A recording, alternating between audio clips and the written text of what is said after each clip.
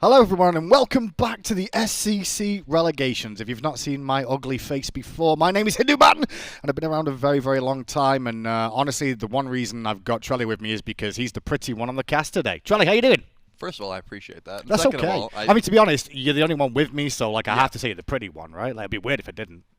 You didn't have to say it, but I appreciate that you did regardless, and I'm feeling great because I think after seeing that first matchup, it goes a very long time, and that should be showing not only the competition that we're looking at here, but also the amount of gameplay we're seeing. I'm excited just to see how this one really goes through. Let's have a look at the standings real quick for you all at home, just in case you didn't catch that first set. At the moment, the SCC bottom two teams are in trouble. Xibalba Storm and Kowloon Wardens both lost to their opposition from the SOC here, and we're about to be tuning in with the Mixidity, who just beat the Wardens, up against Storm, who just lost to We Ready. Trelly, it's looking likely, if things don't change quickly, that the SCC teams are in a lot of trouble in keeping their spot for Phase 2. Yeah, so far that does seem to be what it looks like, and I'm wondering if it's, maybe just overconfidence or the fact that the SOC really brought it.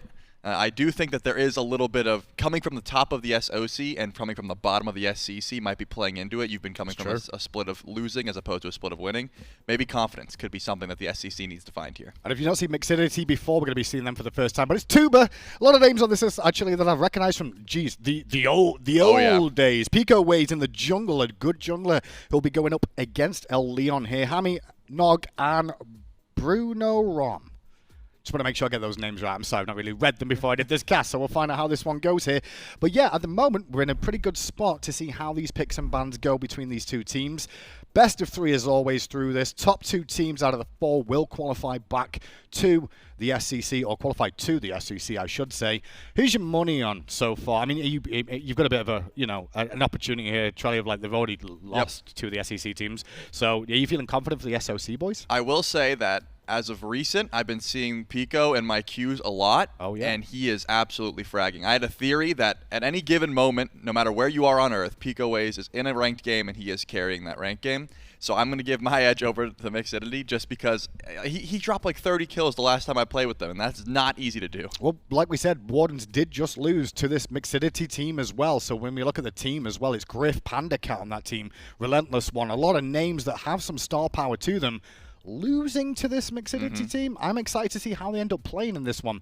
In terms of the meta, though, and in terms of what we've been seeing so far, is there anything we expect to see guaranteed banned away during this phase? I mean, I think the Serqet is still something that, because this is a jungle-centric meta, and when you're looking at the Storm, when you're looking at Mixidity, I think jungle is extremely important. They play through that role entirely, so giving that much early pressure to either one of these players could be trouble. Enough of us talking, just stalling for time. Let's get into picks and bans and see how these two teams end up playing out this series. It's going to be Storm as first pick this time round, and with the first pick opportunity, there's always a debate of like, do you leave a lot of picks up if you're second pick here so you can guarantee yourself a good pick too, or do you take away bans? Is Vamana on this list? I saw an Achilles earlier, which I was surprised at. Yeah, I think that it's just because there's some Achilles mains in this tournament. However, we just saw some decent Vamana gameplay, but it didn't hard carry the game away, which is something you expect to see from that pick. So yeah, the Storm are going to take it away. That just tells you that A, Slash was like, this god is just not doing enough for me, or B, they just want to change something up in that solo lane. But that does leave the Serqet open, so if that's something the Storm value, they're going to grab it first. You called it. It's like you're a professional or something, Charlie. It's like you've been doing this for a while. But yeah,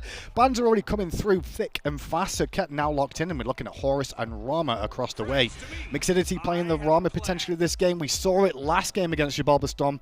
Caused a couple of problems for him. It certainly did. Those snipes, if you're on point with them, of course, could be disastrous, as well as Rama just has decent lane clear early on, and he doesn't lose too many matchups. I think it's just smart when the Hachiman, of course, isn't available, because he's just running the duo lane at the moment. Now, looking at the first set of the day, though, with Xibalba Storm earlier on, they did seem to struggle with their frontline, backline composition here. Obviously, Serqet great in the jungle, but they can't really provide too much utility of engagements. You're kind of looking for somebody else to do that for you, and the Hercules coming back again. Yep, there's a lot of CC, a lot of beads burn here from the Storm, so you either look towards A support that can you know, flex off that like an Ares, for example, something that's going to get value from those beads being down. Or you say, hey, we don't even need that extra CC. We've got the Serqet, we have the Hercules. We can look towards something that's just going to guarantee us pressure in lane. With Baba Yaga, it seems like Mixidity is going for late game slanted gameplay as is. They've got the Rama, they've got the Baba. These are characters that come online big at level 20. Definitely. They do have the Horus, though, early on, which can facilitate a little bit of that early game pressure. Horus, as the game goes on, will become a bit more defensive. But in the early game, protection Shred, as well as the knock-up, can cause a lot of problems and repositioning tools. But the Odin pick here, up against the Serqet, and specifically, I guess, the Hercules is what it really causes problems for. That's what it seems like. If you see an Odin when there's two characters that can get out of the cage, you're probably looking to camp solo lane. So that tells me that Mixidity wants to focus on just getting ahead in the solo. So yeah, jungle-centric ganks that are going to, you know, be able to capitalize on the cage. I know that Pico has a pretty good Fenrir in the back pocket. That could be something they look towards here. They don't have as much CC. I think the Xibalba Storm has that CC kind of locked down here, and it looks like if you want CC, Dodgy's a pretty good place to look as well. I think the only surprising thing I see in the picks and bans here from Xibalba Storm is the Cernunnos pick into the Odin. Not going to be able to get out of that ring, going to potentially require that Phantom Shell, but I do like what Xibalba Storm did with the Athena pickup here. They kind of lack some extra engage on the front line for this team to facilitate Leon to maybe get in there and play the Serqet and get to the Assassin and get to those carries in the back line. We'll see how this plays out, though, because we should be going into game right now. That was lovely and quick. I love this. Look at the speed. Yeah, when you got it like this, the SEC, they know exactly what they want. Or the SOC, I suppose. They just zoom through those P's and B's. But I think that, you know, Dodgy, unfortunately, does not have that same level of aggression early on. Usually, I should say. Going for the beads probably recognizes that Leon's going to have some early pressure. The Serqet, one of the easiest characters to get first blood on at level 2. You just have so much kill potential there. And Mixidity probably going to play pretty passive here in the early. We'll see where the Serqet ends up positioning themselves throughout the map. At the moment, they're heading towards mid lane. As we tune in with the duo lane here, slight advantage there for Athena and Cernunnos on the buff pulls and get into lane earlier on. And now the laning phase will begin. Checking in with item builds, nothing too crazy to speak of. Pretty standard from everyone so far. I wonder exactly where we'll see the first pressure, though. You expect it's going to be with Leon on this Serqet looking for pressure somewhere, Trelly? Where would that be? I mean, I do think that mid lane is still a nice place to try and burn those beads, but you can't capitalize on them until level 5, usually, if you're using that blink to get aggressive. So we already know that Mixidity sort of showed their hand a bit with that Odin pick. They do want to try and get Bruno ahead, and if they can, you know, put Slash behind as well. Those are things that I think once Xibalba Storm are looking bad, it's probably because their front line is a little lackluster. Making sure Slash falls behind could be a great start. So solo lane pressure. Okay, well, Mixidity doing a very good job in the duo lane, though, there overall. Using that Horus early pressure with Hámmy there, just trying to make sure Bitey's pinned back under its tower. Obviously, Cernunnos and Athena will lose those trades in the early game until Athena gets online a little bit more. But here's Leon now joining in the mid lane with Brìz on this Merlin to try and clear out the wave. Nothing up in the jungle at the moment. Right and Harpies and left Harpies are available in that middle area. And now you can see Mixidity going to take that buff on the left-hand side there for themselves, thanks to the lane pressure they've got. Yep, and because there's no real opportunity to find beads down for Pico, you're looking towards targets that don't have the beads built into their kit as is. So I think that peer pressure might have to watch out once this Dodgy starts rotating through. Once you get that powwow, if you're not starting beads, you're either staying real far back or hoping you can stay safe. But look at this. You look for a solo lane kill, and here is Leon with some good damage, looking for the pickup here on run. But can he get away on this Odin? He's trying to bite in time for his leap to get back to the tower. He leaps on in, and Leon chases in. Will have the kiss to secure, and the tower won't have the damage. You can see Picoways trying to rotate in quick, but the back's coming out from Storm as fast as possible to make sure Leon gets away. And it's first blood to the Storm, bouncing back after that last set loss. You would have hoped that kill comes a little bit cleaner. I mean, Bruno almost made it out. Leon dives the tower just to confirm it because that Earthbreaker was a little bit off the mark. I didn't even see a juke. It was just maybe predicting the left side juke. And because of that, first blood goes the way of the Serqet. You lose your blink, but getting off to a great start in the jungle means that the Serqet's going to become a bit of a problem. Yeah, I definitely feel Leon's definitely a aggressive player, but also a player that plays with no fear. And when things are going well, it shows a little bit more, and he can bring a bit more to the table. Storm now going to take their purple buff defensively there. Jungle buffs are being cleared out by both sides. As now you can see Bruno has returned to the lane on the Odin. He's not expected to win this lane here, realistically, is he, Trelly? He's there for the team fights more than anything else on this Odin. Yeah, Bruno's trying to go even, or I guess in this case, only fall a little bit behind because of that first blood, and then upgrade that teleport as soon as possible and just start rotating in, as you said. The cage really does facilitate a lot of what Mixidity wants to do, and until it's online, you're probably playing passive. Mid laner's going for a slightly different builds, and I guess that's based off the gods they've picked here. Penetration seems to be the name for nnog on this. Baba Yaga in the mid lane here. More than likely, I guess, Spear of Desolation. Across the way, though, you can see Brìz on the Merlin. Is this going to be a Karen's coin? Is this going to be the runner to Hootie? What are you expecting there, Charlie? I've seen a lot of Chronos Pendant Rush as of recent, even with the Sands of Time. You get as much CDR as you can, and it's not for team fight. It's not for, oh, it's the best damage item. It's for, I'm trying to spam my cooldowns farm because there's no action. Mid laners just never fight. They sit there, they say, hey, it takes me 3 rotations of abilities to clear out these mid camps, and junglers are hardly here. I'm going to need to do that damage myself. So having that cooldown reduction will come into play. Right-hand Harpies go the way of the Storm now, and they get a bit of a gold lead. Mainly the first blood is the thing to talk about. Blue buffs down for about another minute or so, but you can already see Storm starting to group on this right-hand side. Athena will coming through from peer pressure to support Leon on the gank attempt on Picoways, but Picoways does a great job of hitting both of them with his ultimate, and Leon's running for his life. He won't survive as Nog's there with the Baba Yaga to pick it up. The boulder from Slash will take out Picoways. The junglers again, but so is Athena, and now the pressure is on for Slash to run away from the engagement. 2-1 down in favor of Mixidity. It was Storm that caused that aggression there, Trelly, and it didn't pay off. It's something you got to remember. If you're not facing Athena constantly, you think, oh, I got a single 1v1 in the jungle. That's not going to happen. But of course, able to stall on the Palau, Picoways said, hey, I don't care if the Athena shows up. Neither of you have beads. I'm going to get an easy pull back, and great on Bruno to make that rotation in. If it wasn't for the combo between the cage and Nog, that may have only been a 1-for-1 trade, but 2-for-1, looking good for the SOC. You can see the pressure that Biteyyy was under on that left-hand side there. His minion wave pushed up in lane. Can't really step up when there's 2 people in lane against him, and his Athena's across the other side of the map fighting elsewhere. But now, with peer pressure coming back to lane, back to the farm game again, going for those Devourer's Gauntlets. Get those online. More than likely Devourer's Gauntlets, do you expect? No Blood Forges anymore, Trelly? No, I think the Dev Gauntlets are just looking real good at the moment, and if you can get it stacked online as quickly as possible, it's going to benefit you very well. But there is also the option of, hey, I backed with a lot of gold. I can just finish the Blood Forge outright, and I think that might have been what we've seen there from Brìz. He said, hey, I want to try and match the 2-0 that Nog just got. I'm just going to finish that Rod of Tahuti. Who cares about the cooldown? I need to match that damage because this Baba Yaga is going to be pretty far ahead of me DPS-wise. I got a question for you about mid lane, right? Because you probably play a little bit more mid than me. Why aren't mid laners taking green buff more often for the Mana regen? I've seen in the Pro League in particular, these mid laners are grabbing the green buff when their red's down.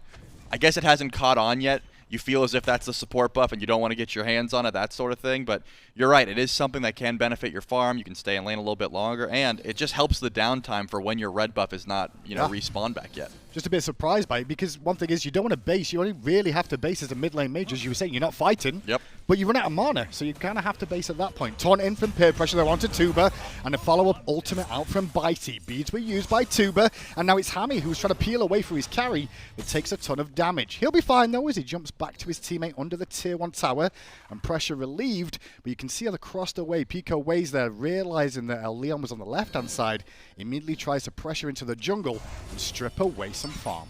I love the call from the Storm. Unfortunately, just so much safety here from this duo lane. You pull the beads off of Tubahh, which is not bad. That could open up a regank situation.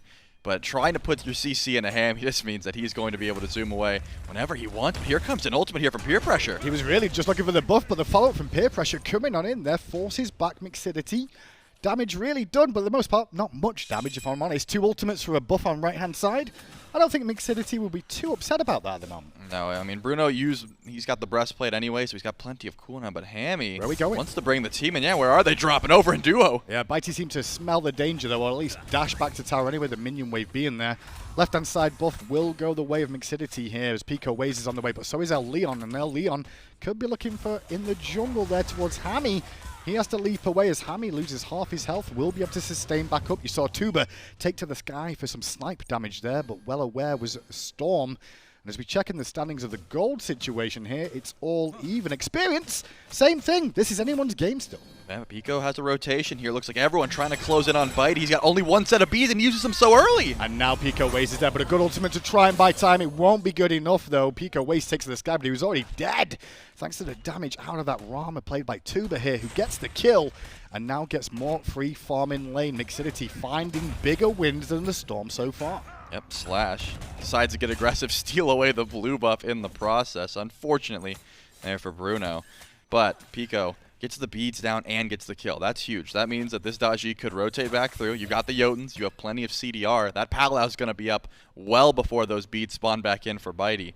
So this Cernunnos is going to have to stay pretty far back underneath this tower, or at the very least, get some ward coverage around that purple buff. I don't imagine you're stepping too far. Yeah, I definitely worry for a carry when you die and you also use your beads. It's another ward inside of, well, I'm probably going to get canked again.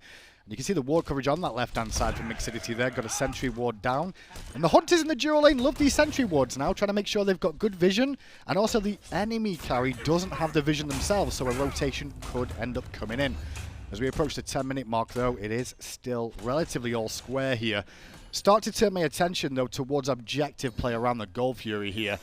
And I will say, I like the shred that Storm are going to have on this trolley, but I don't think they've got the same secure that Mixidity do have. Yeah, Mixidity has a little bit more burst to their name, but I think it's all about these rotations. Number one, peer pressure can show up at any moment, of course, with that Defender of Olympus, but specifically, Bruno's got teleport up and available. slaaaaaasH just teleported in. This Hercules would have to walk all the way over if a Gold Fury got pulled anytime soon.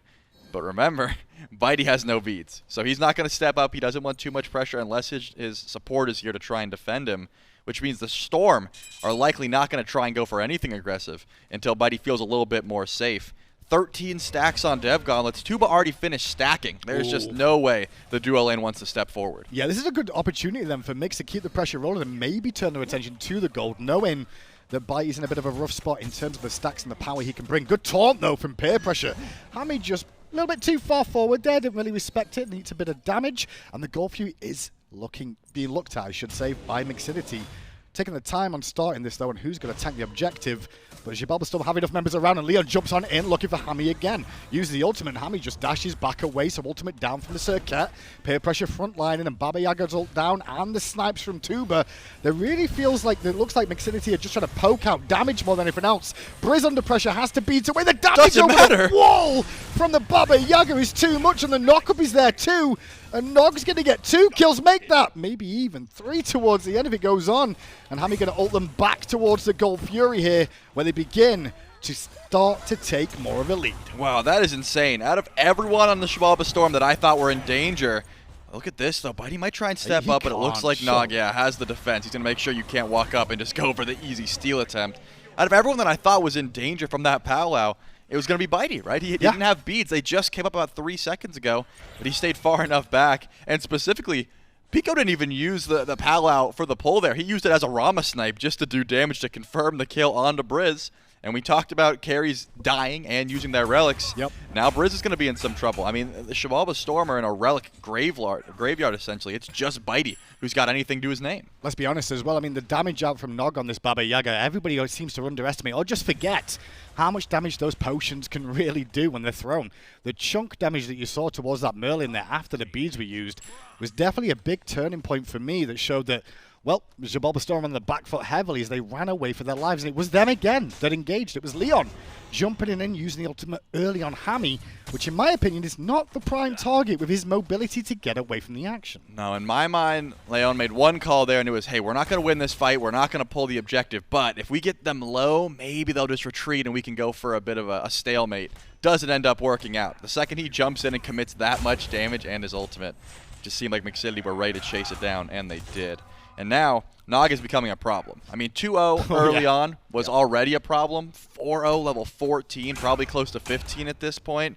This Baba Yaga is looking nigh unkillable. I think the biggest concern for me is he's got the penetration online already, Spirit Desolation and the Divine Ruin. And then he's now working towards that Rodder Tahuti more than likely here. When you can see across the way, Brìz on the Merlin only has 2 of those items completed. Granted, they're the more expensive items, but still quite a bit behind, and the Pyromancer now going the way of Mixidity too, given over to Picoways, and the jungle is the Runic Bomb. It just becomes so difficult because you're looking at who is supposed to deal with nnog, and in my mind, that's this Serqet. Yeah. This Serqet is level 11. that's a 4-level deficit. You can't even attempt to try and step up to this Baba Yaga, and if you get close, the ult comes through, but a beautiful taunt! Great taunt from Peer Pressure, and yes, they will kill Hámmy. The follow-up onto Picoways is there, but nnog with the level lead, and he's got a shutdown bonus available to him. If Xibalba Storm can find it, Peer Pressure's going to go in and get the taunt and get the beads, but the damage is not there on follow-up to chase on in. In the end, nnog will escape the danger, but 2 kills away of Storm gives them some hope in this game. Odin rotation comes in, and he will find the Athena alone in the cage, but Athena's trying to buy as much time as possible. He will end up falling. That's all they get as it becomes a 2-2 across the map. I mean, that all starts with Mixidity getting way too overconfident. They try to push in for the tier 1 tower. It gets low, but Peer Pressure follows up with a beautiful taunt. The CC chain from their ELLEON was also fine. And then they say, hey, maybe if we 4-man nnog, we can dive him underneath the tier 1 tower. Still not the case. This Baba Yaga is a threat, and of course, Bruno makes a fantastic rotation in from solo lane. Says, hey, I've got this cage, I'm going to catch your dash, and make sure that we're at least able to find a kill here. And that means that Mixidity is going to continue with their streak. There's no objectives to be looked at until that Primal Fury spawns in. But the Xibalba Storm is showing, hey, if you overstep just because we're behind doesn't mean that we can't capitalize, especially if you're diving our tower. Definitely think it's a telling moment when this Gold Fury spawns of who really goes for it. Xibalba Storm will need to find an answer back, at least in the gold deficit for the moment. 2k down as it stands here. And Mixidity just seems to be having a better end of the grouping and engagements more than anything else. But we did see signs of life with Peer Pressure in that mid lane on that tier 1 tower taunt that hit 3 members. It's one of the reasons I think this Athena could be a real danger for Mixidity if they step out of position too much. Yep, if they overstep, or if they just don't have their relics available just to follow up. Yeah, exactly.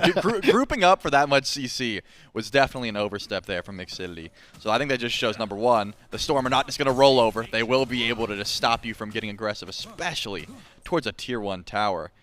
And in this case, probably want to make sure you stay a little bit far back and wait for the engage from the side of your solo laner. Bruno is usually the engage here from this team comp. They've got the damage to trap you in a cage and say, hey, it's not just for the engage, we also have the damage to burn you once you go through. And there's no Phantom Shell yet. I mean, Peer Pressure's close, has that 2nd tier of the shell upgraded, but has not been able to spend gold to upgrade fully, which means you probably want to stall a little bit longer or maybe put some gold into those relics. It's a good point. I mean, when you look at the composition that Storm have, it's really you want to make sure Cernunnos is safe and the Athena. Mainly the Cernunnos. Athena just has to accept death most of the times, if that is the case. But yeah, just keep an eye on where Biteyyy positions for this. At the moment, though, left-hand oracles did go the way of Xibalba Storm, just to make sure they've got good vision at the Gold Fury pit, but the ward coverage either side of that Gold Fury pit is in favor of Mixidity here to keep an eye on Storm attempting it.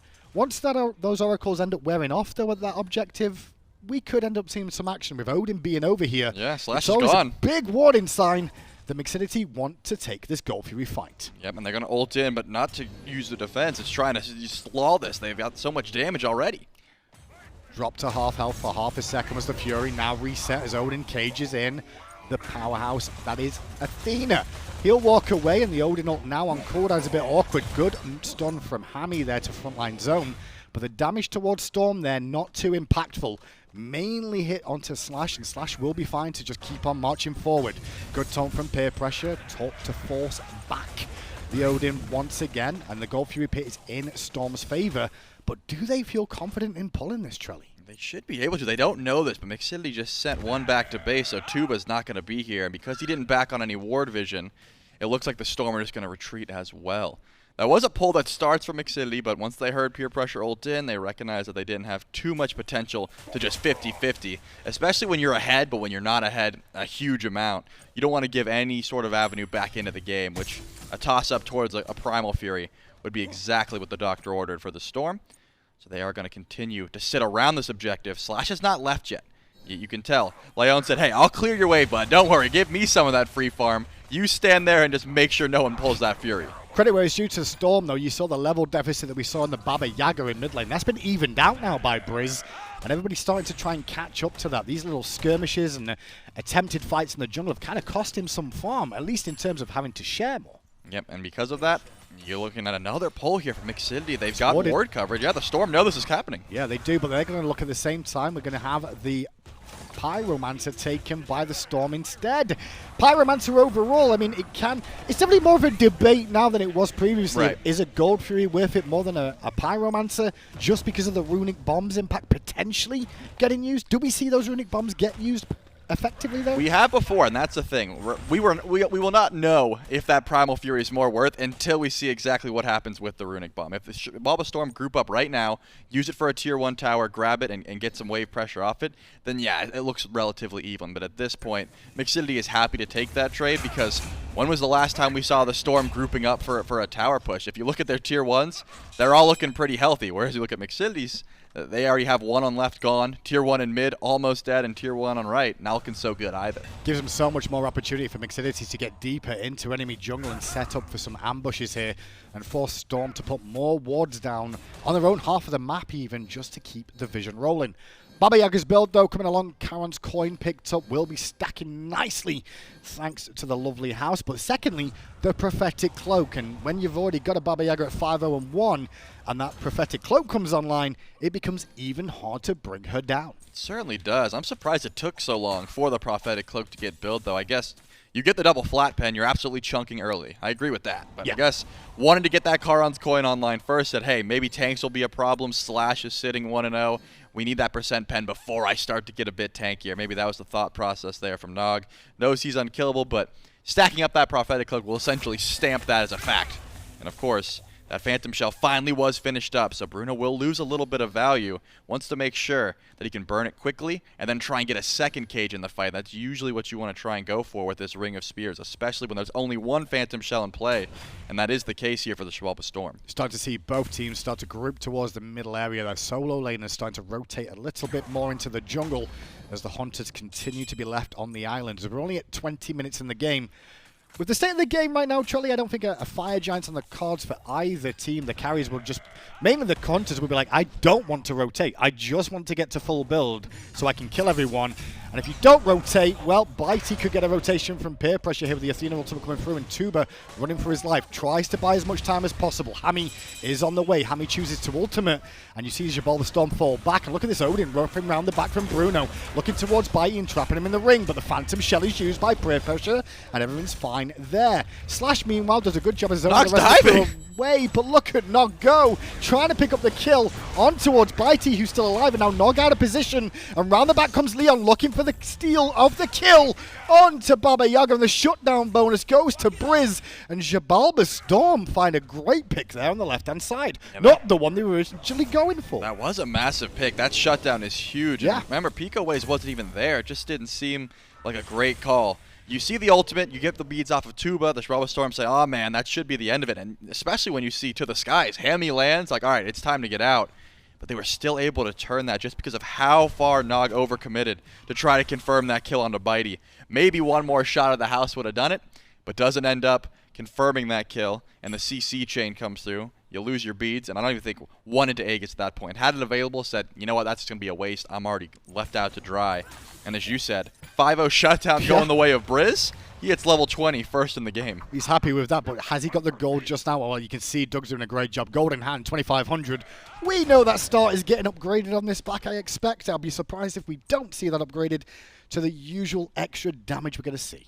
Yep, Pendulum of Ages, probably tier 2 Soul Reaver as well. And then just signing up to say, hey, maybe now we can look towards that Fire Giant. That Runic Bomb hasn't been used yet, so confirmation looking decent there for the Xibalba Storm. And the Pyromancer's going to spawn back in as well, so getting 2 really does help your seed. You can essentially just walk up and destroy a Phoenix, or you can use it towards a team fight just to make sure that Fire Giant goes your way. But all the objectives are on the same timer, so yeah, the whole map is wide open for whichever team decides to go in for their pull. Remember, it was a trade last time, but I'm thinking it's a little different this time. Well, it looks like Hámmy's way out of position here. No teammates to jump to for safety. He's just surrounded by multiple members. Good taunt in from peer pressure, wrapping around the side. And a nice pick for Storm there. They could look for the Pyromancer at the moment, and probably a good call. The Hunters won't want to get involved in the action. Both of them did lose relics in the last engagement. And that pick onto Hámmy there, that's the worst thing you can have happen, as honestly, as a Horus player, is being so far from your team, deep, trying to get wards in, and being left out of position, and it opens up the map for the Storm. Yep, it seems like a play that could have been avoided. Said, hey, walk up with me, I'm going to go ward. You don't have to get that close. Just stay within range of my dash. Because he had great stall. The knockup would have given him enough time if anyone was nearby. But looks like both objectives are going to go freely in the Storm. They just have too much damage. Yeah, very, very burst heavy. Bruno's in there looking for a target, but what's the target going to be? It will be the Hercules. I believe the Phantom Shell's up and used by peer pressure there. Slash takes a bit of damage. Good taunt from peer pressure just to peel away Bruno for a second. And allow Slash to resustain. And that was really Mixidity trying to find a kill at the end of the Gold Fury by being a 4v5 situation. Didn't end up playing back, and now Storm are back in this game and in the lead. They are in the lead, but Bruno was able to get the Phantom Shell down. That could open the doors for an engage near Fire Giant. Now that these Hunters have actually rotated out, remember that Pyromancer fight, or lack thereof, it was just a pick, was because these Hunters were not around. If they were, maybe we're looking towards a Fire Giant pulse, something like that. But interestingly enough, Biteyyy is positioning towards the left side of the map. He wants to go over there, and actually Tubahh's going to go as well. I feel like this could be an opportunity for both teams to group up towards FG, but want to get a little bit more golden pocket? I've told you, this meta at the moment, Hunters just want full build. That's all they whinge about. I'm not full build yet. Let me get 20. Let me get my final items online, and then I promise I'll turn up. Wait, let me just get a 3k pot real quick, and I promise I'll turn up to the fight. I promise I'll be there. Always, always. Hunter lifestyle, you know? At least they're not going crit. That is true. We did see like one crit item thrown towards the end of the build, but at the moment, neither one of them really have that opportunity. They're just essentially mirrored builds, except Executioner and Dominance a little bit different. And I think it's just, hey, if you have an attack speed stim, you get Dominance. If you don't, you get Executioner. A little bit more attack speed can go a long way here for Biteyyy. And Tubahh said, hey, I'm going to be overcapping regardless once I pop my 2, so I'm just going to need that extra pen in each auto instead. If you're just tuning into this as well, Mixidity are up 1-0 in the group standings after beating the Cowling Warriors earlier on today as well. And Xibalba Storm lost earlier on to We Ready and need to win this game to really have a shot of going back to the SEC. The winners, the top 2 out of the 4 teams playing this weekend, are going to the SEC.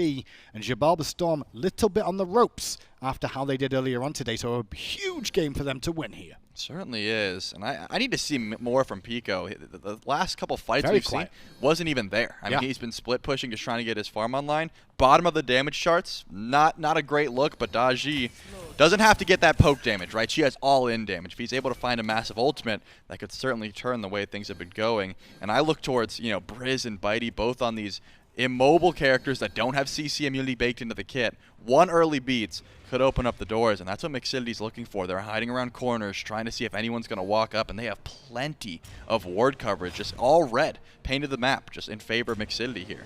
The L-Stacker is a 5-man unit, but have to be careful on that 5-stack just because of the Athena that could find a multiple-man taunt. Bruno's going to be the one in the Fire Giant pit at the moment. You can see there is a ward deep on the right-hand side there in the FG pit for Storm, so they knew nothing was going on there. I will say, when you're trying to do ganks in the jungle with a Baba Yaga on your team, you need to play around the house a little bit, because it's kind of a telltale sign of like, hey, Baba's around this area. Yeah, someone's near the house, and unfortunately it's in a bad position right there next to Pyromancer, so they know exactly where Nog's going to be. But it seems like a little bit of a retreat call. We're 26 minutes into the game. 4 minutes. If this dance goes a bit longer, the first FG we're going to see is going to be enhanced, which could be a huge deal for opening up, I would say, the Phoenix, but let's just call it the Tier 2 towers. They've gone untouched so far. Split pushing has not been the name of the game for either one of these teams, and let's call it what it is. This is a completely even game. Yeah, it is, and I think there's a bit of a scared trepidation from Xibalba Storm here to not make a mistake on this one because they are at a deficit. But if they get an FG here, like you said, if the FG ends up coming online and not being taken before the FG comes on, and they've also got these runic bombs, it could be a quick Phoenix for that team or even a split push opportunity.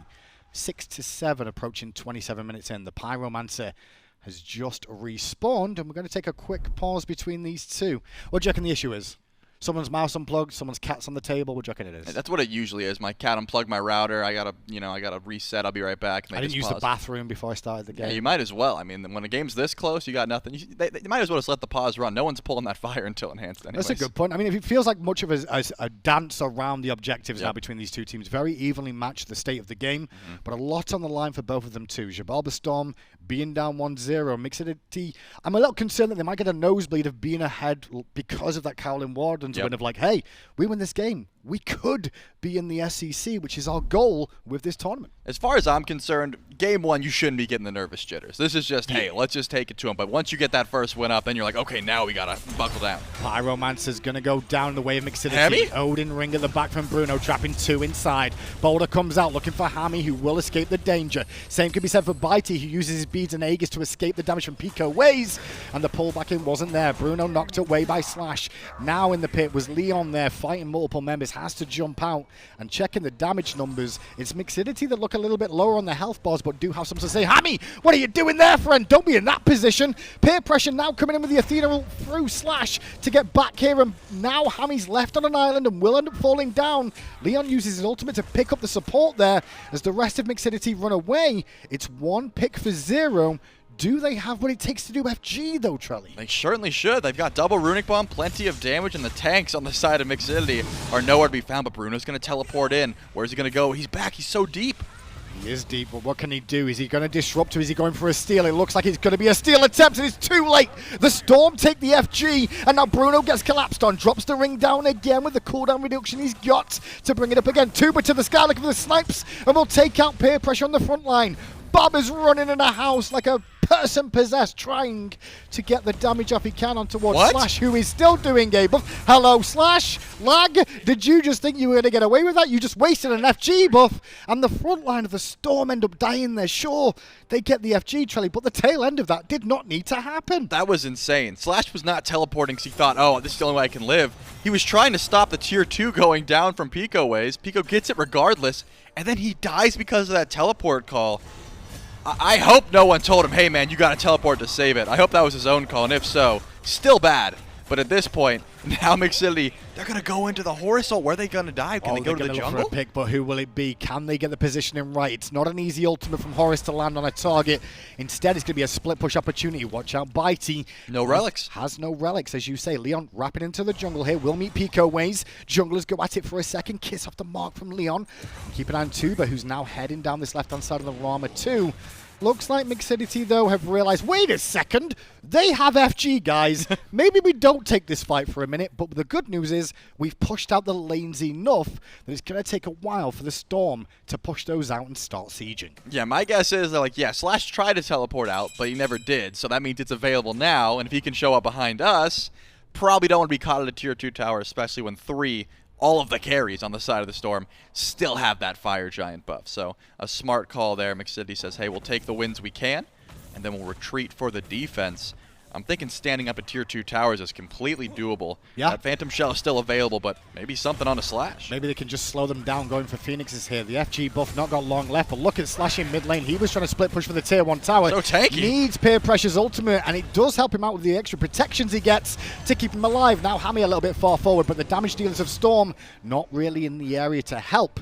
And Mixidity, again, do a pretty good job, in my opinion, of slowing down what this FG buff gave towards the Xibalba Storm. They got 2 tier 1 towers out of this, and Trelly, Mixidity already had the tier 1 towers on the other side, so it's relatively unpainful from what they've lost. Yep, and at this point, I think slaaaaaasH probably happy and thankful that Peer Pressure decides to ult in there just to make sure that he gets out unscathed. Didn't even have to use a relic. Had the bead, decided not to use them. That just goes to show how much Hercules with 35% mitigations is able to stand up to 4 members of Mixidity, not even underneath the tier 2 tower. But I think that's going to be the end of this push, because 15 seconds and that Fire Giant buff spawns out, which means Enhanced Fire Giant's going to be the next talking point and probably the next fight we see. Both of those Runic Bombs are still available. Yeah. I mean, we talked about, is it more worth to get the Fury or the Runic Bombs? They still haven't even been used. So at this point, yeah, the Fury is always going to be more worth.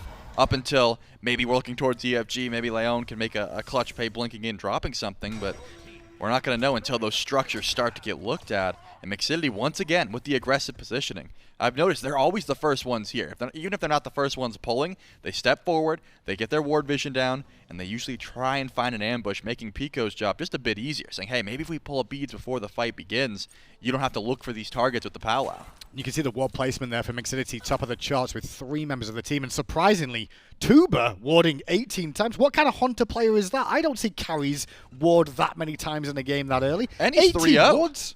18? Usually you only ward that much if you're getting ganked. If I get 2 wards out of a carry, I'm impressed, Yeah, this is unprecedented, but he said, hey, I don't want to get shut down. It is very important to me, number one, that I hit my snipes, and slaaaaaasH walks up. Wow. He's a lot less tanky than last time we saw him. Yeah, he took a ton of damage there, and I think there was the extra Soul Reaver coming through from nnog as well, and that Baba Yaga that's now been finished.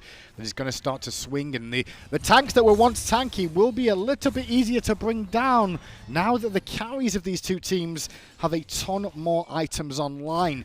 With slaaaaaasH going back to base, he does have the teleport, though, to get back to the action if he needs to. Mixidity haven't pulled this enhanced fire giant just yet. They're warding deep. They're trying to find a pick, and slaaaaaasH is back in the action again. He needs to be careful, because if he ends up taking that much burst again, he won't be here for the follow-up fight. Boulder comes out from slaaaaaasH on towards Hámmy. Leon got towards Tubahh, but Tubahh's still alive. Did use his beads and Aegis. Leon, meanwhile, different story. Picoways picks up the kill. And look at Brìz in the mid lane there on the Merlin. He's forced to beads and Aegis away too. He's trying to run from his life, but he's isolated from his team. The minion wave will help him out to give vision on Bruno, still chasing. And Bruno won't giving up this goose. The skies is activated for the whole squad to pick up Merlin. And where do they go now? The Oni or the Fire Giant? That's the real question here. Should be the Fire, though. They ulted all the way over here. Now the tanks are trying to make something happen. Bitey's got good damage. Oh, slaaaaaasH got a good driving strike, but there's no tier 2 tower to do damage. Still looking for the pick on Hámmy. No way. The danger again. Meanwhile, Biteyyy, a different story. The carries of Xibalba Storm are dead. And the front line of Mixidity is giving way to the carries of Mixidity as Baba Yaga dives in past the Phoenix looking for a kill. All the while, the rest of his team take down this middle Phoenix. And that is a huge swing in favor of Mixidity based off that fight. It certainly is. Leon's going to be up in 10 seconds, and it looks like heading back for Enhanced Fire Giant. Pico has already started up the damage. Question is, can anyone from the Storm get here in time to try and defend? Doesn't look like it's the case. Even if they could, they're not going to step forward in a 3v5. So Mixidity off of a great chase down, some perfect damage onto Brìz. And they used To the Skies just to confirm that kill. And I got to be honest, it seemed like Biteyyy missed a lot of those auto attacks. He could have confirmed at least one more kill onto the tanks of Mixidity. They just didn't get the opportunity to, and now they're able to siege forward with Enhanced Fire Giant and makes your life easier. You already got one Phoenix before it even begins. That's true, and it's also the middle Phoenix. It's not the best Phoenix in the game. Obviously, that's always going to be the left-hand side of the map because it's furthest from the Fire Giant. I guess the good news in a way for Xibalba Storm is they still have some tier 2 towers remaining in the other lane, so it will be a bit of a slow process here, I would say, for Mixidity. Do you defend these tier 2 towers, Trelly? Is it worthwhile? Your relic situation's not looking good if Mixidity try and, you know, push this further. I think the relics might be back up, though, by the time they get there. Yeah, I would say if your Phoenix is down, you have an opportunity to, but no. You split push, you do exactly what Leon's doing with peer pressure. You try and match the tier 1. There's no way you can grab the tier 2, especially with the Oni Fury just going down, with Enhanced Fire Giant in play. If they know that 2 members of the squad are over on right lane, they're just going to end. They're just going to Horus ult right into Titan and say, hey, we're going to 5v3 and we don't care. So you get as much farm as you can, and then you get ready to defend that left side Phoenix. Well, you saw Xibalba Storm there. A bit of split push coming on from Leon and peer pressure, trying to get a bit more farm for themselves before this Phoenix defense. What is the engage going to look like, though? Expect to see Bruno looking for a blinker, a jump in on this Odin, trying to force away some of the carries of Xibalba Storm. Beads now available from Biteyyy. Brìz still needs about 10 more seconds for his relics to come back up, and look at Bruno's positioning. He's round the side here, happy to walk on in, take some aggro if needed. They're all just waiting for these Oni minions to appear. Yeah, I like this stall. They don't have to push in yet, and they know, hey, as long as we wait and those minions start pushing forward, the tier 1 or tier 2 on right is going to start to be whittled down as well. There's no reason to rush an engagement. I mean, Bruno can take a bad cage here. Anything that gets that Phantom Shell out and then a retreat is going to be a smart call. That's the reason he's positioned. Even if he just grabs slaaaaaasH, he can get value. Here we go. Minion wave coming in. Into the air we go. And you can see Hámmy trying to frontline for his team and create some space.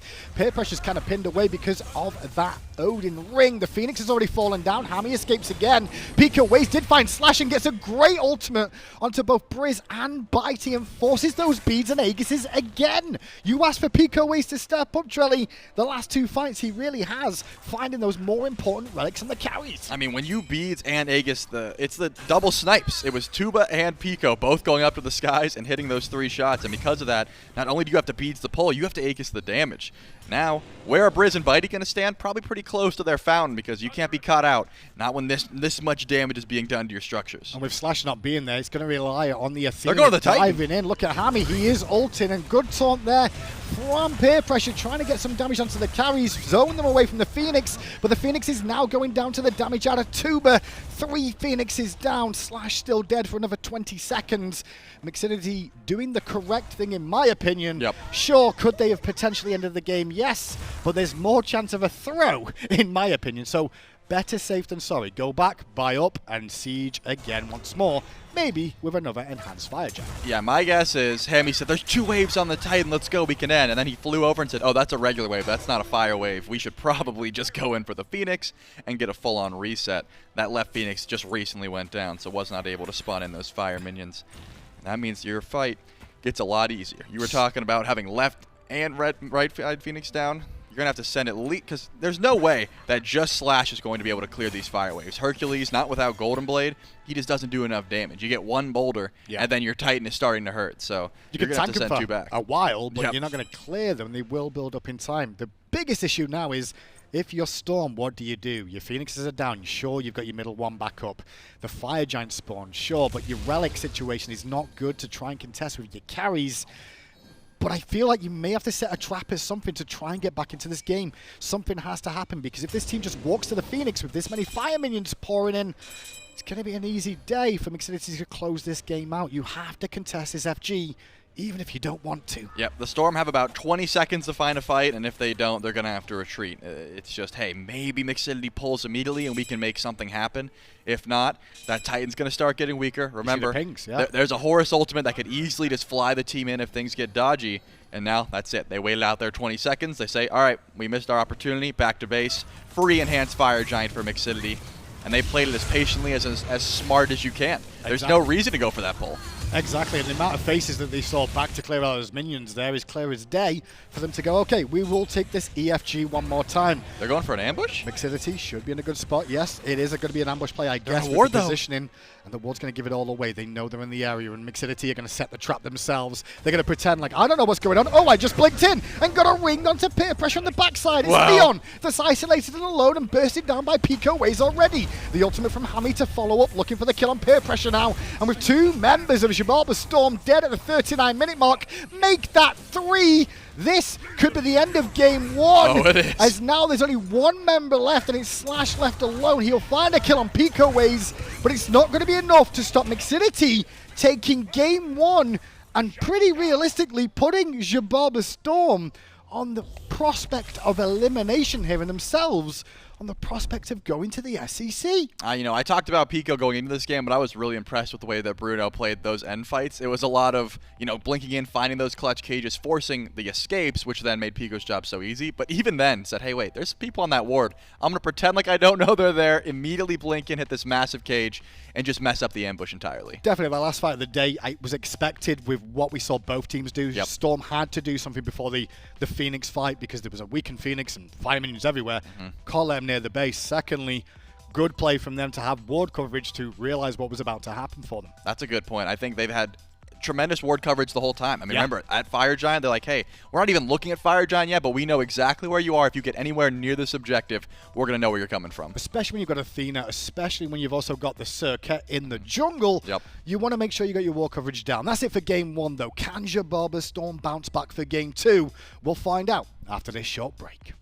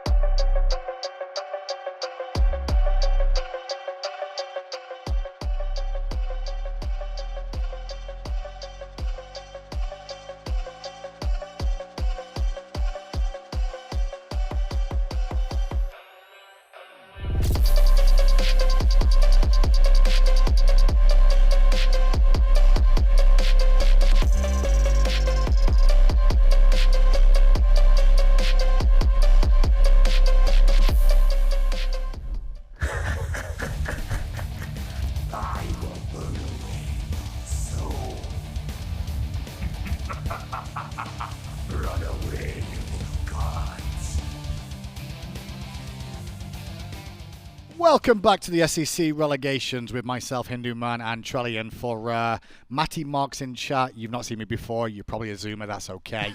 I used to be around a long time ago, but my name's Hindu Man, and I casted a long time, and now I leave it to the more pretty and better talented people on the talent side of broadcast for the most part. And talking about different things going on, quick little reminder for you all, we work with Advanced GG and have a great little deal for you. The Godslayer bundle is available now. If you head over to advanced.gg/Godslayer, you can get that bundle, which is on sale right now. Plenty more products from them too, and more to come in the future with some fun brew stuff in the process, maybe. Was that a little foreshadowing, perhaps? Who knows? Who knows? Trelly, game one just got done. Xibalba Storm up against Mixidity. Mixidity found the victory there. Main thing from my point of view, well, main thing from your point of view, or what I want to ask is, what exactly went right for Mixidity that made them find that win there? I think they were able to not only control the map pretty well, they took worthy trades objective-wise. They said, hey, those runic bombs we feel are not going to be that impactful. The Fury, that's what we're after, and they were able to confirm it pretty consistently. But those late-game fights, it was relatively even, right? It gets to the point where you're at 30-plus minutes, you're looking at this EFG, and that is where Mixidity's comp really came online. Bruno was making fantastic plays. I think a lot of the kills that Mixidity was able to grab was either off this cage or either chasing down after the cage, which still is able to force so much. And Brìz and Biteyyy, there was not a lot of moments where their relics were available. I mean, they were under a ton of pressure. Was the Odin a situation where we expect to ban it this game, or is it really... obviously, it's comp-dependent, right, if you've not got many escapes from the cage. I did have concerns going into that game of Cernunnos into the Odin could be a problem for them. But we've mentioned a couple of times the Odin ring did cause problems for Xibalba Storm to deal with how easy it was for Bruno to at least force some situations that we didn't want to see Xibalba Storm in. Yeah, I don't think that it's a must ban, but if you're in a situation where, hey, we already picked our top three, they still haven't revealed their solo laner, let's just make sure that Bruno's a little bit more uncomfortable, you know, get him off that pick. That is certainly an option. But top three, I think in this meta, there's just too much that you have to deal with and too much you have to be afraid of to put a pressure towards an Odin. I mean, the Baba Yaga, that might be something you could ban top three, but probably not Odin. Yeah, damage numbers across the charts. Funny enough, the player damage realistically definitely favouring Baba Yaga and the Merlin in the mid lane. The mid laners did a great job of doing that, but I was definitely looking at the ward coverage. 23 wards for a Hunter, Tubahh. Oof. Proud of him, dude. Proud of him. He's a support in the making right there, that guy. He did more wards than the enemy support. He said, hey, I'm going to make sure I'm... Don't call out peer pressure like that, dude. If I'm Biteyyy, who warded only 12 times, I'm like, hey, man, their ADC warded more than you. That's why. What a waste of gold, dude. I had a 3K pop because I didn't ward that much time. You know, it made and he got 0 kills with it. Jeez, that was pretty painful. Okay, so that's it for game one, obviously. Now it's on to game number two. The picks and bans will be flowing through shortly. And we've mentioned the Odin. We've mentioned some of the picks. What do we think about the Serqet? Do we want to see Leon go to a different god here? I've not seen too much success on it so far today, if I'm honest. Yep, I think that it was a little bit sleeper. Not to say it went under the radar, but didn't get as active early as I thought it probably could have. And some of those ultimates weren't connecting, so... Don't think Serqet is bad, but wouldn't mind a change-up just to, you know, gameplay-wise. Spice it up a little Exactly. bit. Well, let's see who's first pick and second pick. It's going to be Mixidity with the first pick here. So Storm have selected second pick this time round. In the big battle of picks and bans, again, you leave a lot up, you don't leave a lot up. What are the priority ones to not let anybody get, Charlie? Well, I was thinking, in this case, still the Yemoja seems very high prioritized for just about everyone. They don't want to see that, and they don't want to play it. The Vamana was a question mark for me, but going into that game, Xibalba Storm said, hey, we don't want to play it, and we definitely don't want you to have it. So Mixidity might just leave that open and say, hey, we're looking towards that Vamana. We want to grab it if it's available and force you into banning it. And, of course, Hell is always going to be top of the charts. It just seems like none of these supports want to deal with it or play against it. Talk to me a little bit about this Achilles ban that I've seen coming through a couple of times here. Why are we seeing Achilles? The patch hasn't even hit yet with the extra execute, and now everyone's banning Achilles? I'm guessing that it's just, number one, a solid pick in lane, and hey, I don't want to be able to get executed. I don't want that fight to just be absolutely ruined by the Fatal Strike. It's something I don't want to deal with, and they're just taking it away. It's not something everyone's doing, but it seems like it's popular in this tournament. Well, Hachiman, definitely popular at the moment, had a couple of buffs to his Eagle's Eye, and his extra damage coming from that have definitely secured him as one of the top pick hunters, and he is locked in, and Xibalba Storm immediately responding with, well, the Cernunnos and Yemoja now getting hovered have to be left up from the ban phase. Yeah, this is the benefit of giving up first pick. If Xibalba Storm said, hey, last time we got Serqet, that's great, but we give up Hachiman, who, fine, one of the best hunters in the league, but we get Marty and Yemoja? that's going to be a worthwhile trade. Me saying Cernunnos when Marty's locked in. I'm not casting Marty yet, but that icon looks a lot like Kern from just a quick glance at it. But yeah, the Martichoras, more than likely in mid lane. It depends on what you're trying to go. I think mid lane is definitely the play. I play him in mid lane. Everyone is usually playing him in mid lane, but like Zapman, for example, takes him into duo. It really does depend on who you have on your team and what they like to go to, or if you're just trying to hold it as a valuable flex pick. Well, talking about picks as well, Horus and Janus now locked in great mobility from these two. We did end up seeing Hámmy play that Horus game one. How do you feel about the play on the Horus? Early game seemed to facilitate a little bit. Caught out of position once or twice, though. Yeah, I think if he watched his positioning, the ultimates were nice. I think that when he was able to find value with To the Skies, bring the whole team to chase down kills, it worked out. You didn't see too much of the chase down, the diving into Phoenix, but hey, he pulled relics and healed his team, which is exactly what you want from your support right now. And with the major focus for Janus being picked up there by Mixidity, Xibalba Storm are going to have both Merlin and Agony taken away. And with the Rama lock in, that is going to make sure we see the Marty in the mid lane. Yep, certainly will, and that means you have to worry about that burst damage. Janus probably going to be staying pretty far away in that sense, but Terra too. Osiris, that is going to be an interesting one.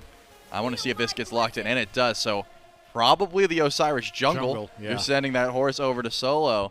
Not the greatest early pressure that he once had, but if you're up against Thor, I guess that's probably the case. You say, hey, if he ever hammers, I'll blink on him, catch him in the jungle, just make his day ruined. Feels a little bit awkward, though, in my opinion, of picking a Terra when you don't know your solo lane opposition, allowing Xibalba Storm to obviously get the counter pick with the last pick. Terra's not always the safest one to put there, right? Yeah, in this case, I think that, I would assume it's Horus, because you got the Golden Blade, solo, your clear's of course, a little bit easier. For some reason, my brain's going Terra in the solo lane. That's true. So in we go then, looking at how this one's going to play out. 4 in the jungle for Leon on Xibalba Storm. We asked for a different pick than Serqet. We get it. What can he do in terms of facilitation? We're looking for him to go early, really, with some early pressured ganks if possible. Yep, you have to wait till level 5 more often than not. The wall does get you some decent value into picks like the Janus, but if you're not going to step forward, you don't have that much damage until Brìz hits about level 5 as well. This Marty can be a menace, but he needs time. He doesn't come out of the gate swinging. His burst damage is not absurd just yet. He needs about 2-3 items. So I'm thinking, despite the fact that you would like to come out the gate swinging first blood, just carry the game, you may have to play a little bit more passive, especially up against the Wing Shard Blink Osiris. I'm telling you, one missed hammer, and Pico's going to just say, hey, I'm going to try and run you down. So Janus picked up this game as well for the mid lane here, Trelly, and we've seen a bit more of a resurgence on Janus. What was it that saw Janus come back to competitive play? I'm guessing in this case the Conduit Gem build is back. That is the big difference. Sands of Time was sort of dominating mid lane for such a long time, and Janus does need that extra help clear. If he goes for the Archmages, you have potential of one-shot late game, and of course the Gem of Focus, which is the better option. He just stacks so well. If you have enough CDR, you're constantly getting that extra damage, that extra movement speed, and it really does help you out at level 20. Okay, well, Xibalba Storm going to get a bit of pressure in the duo lane for the time being, mainly because it's Yemoja and Rama up against the Terra that needs a couple of levels, really, just to get some clear online alongside. Well, there's that wall. But there's the wall coming out from Leon, trapping Nog, but Nog didn't really panic there too much. Took a bit of poke damage. He was very far forward at that Tier 1 tower. And Hámmy already heading over towards this buff to try and strip away those babies here and make sure that they don't go over to Xibalba Storm. Yep, the shield buff just takes too long to kill by yourself. You usually want to wait until a jungler comes over. Because Leon's going for the cooldown buff over on right, expect Picoways to make his presence known on the left side of the map.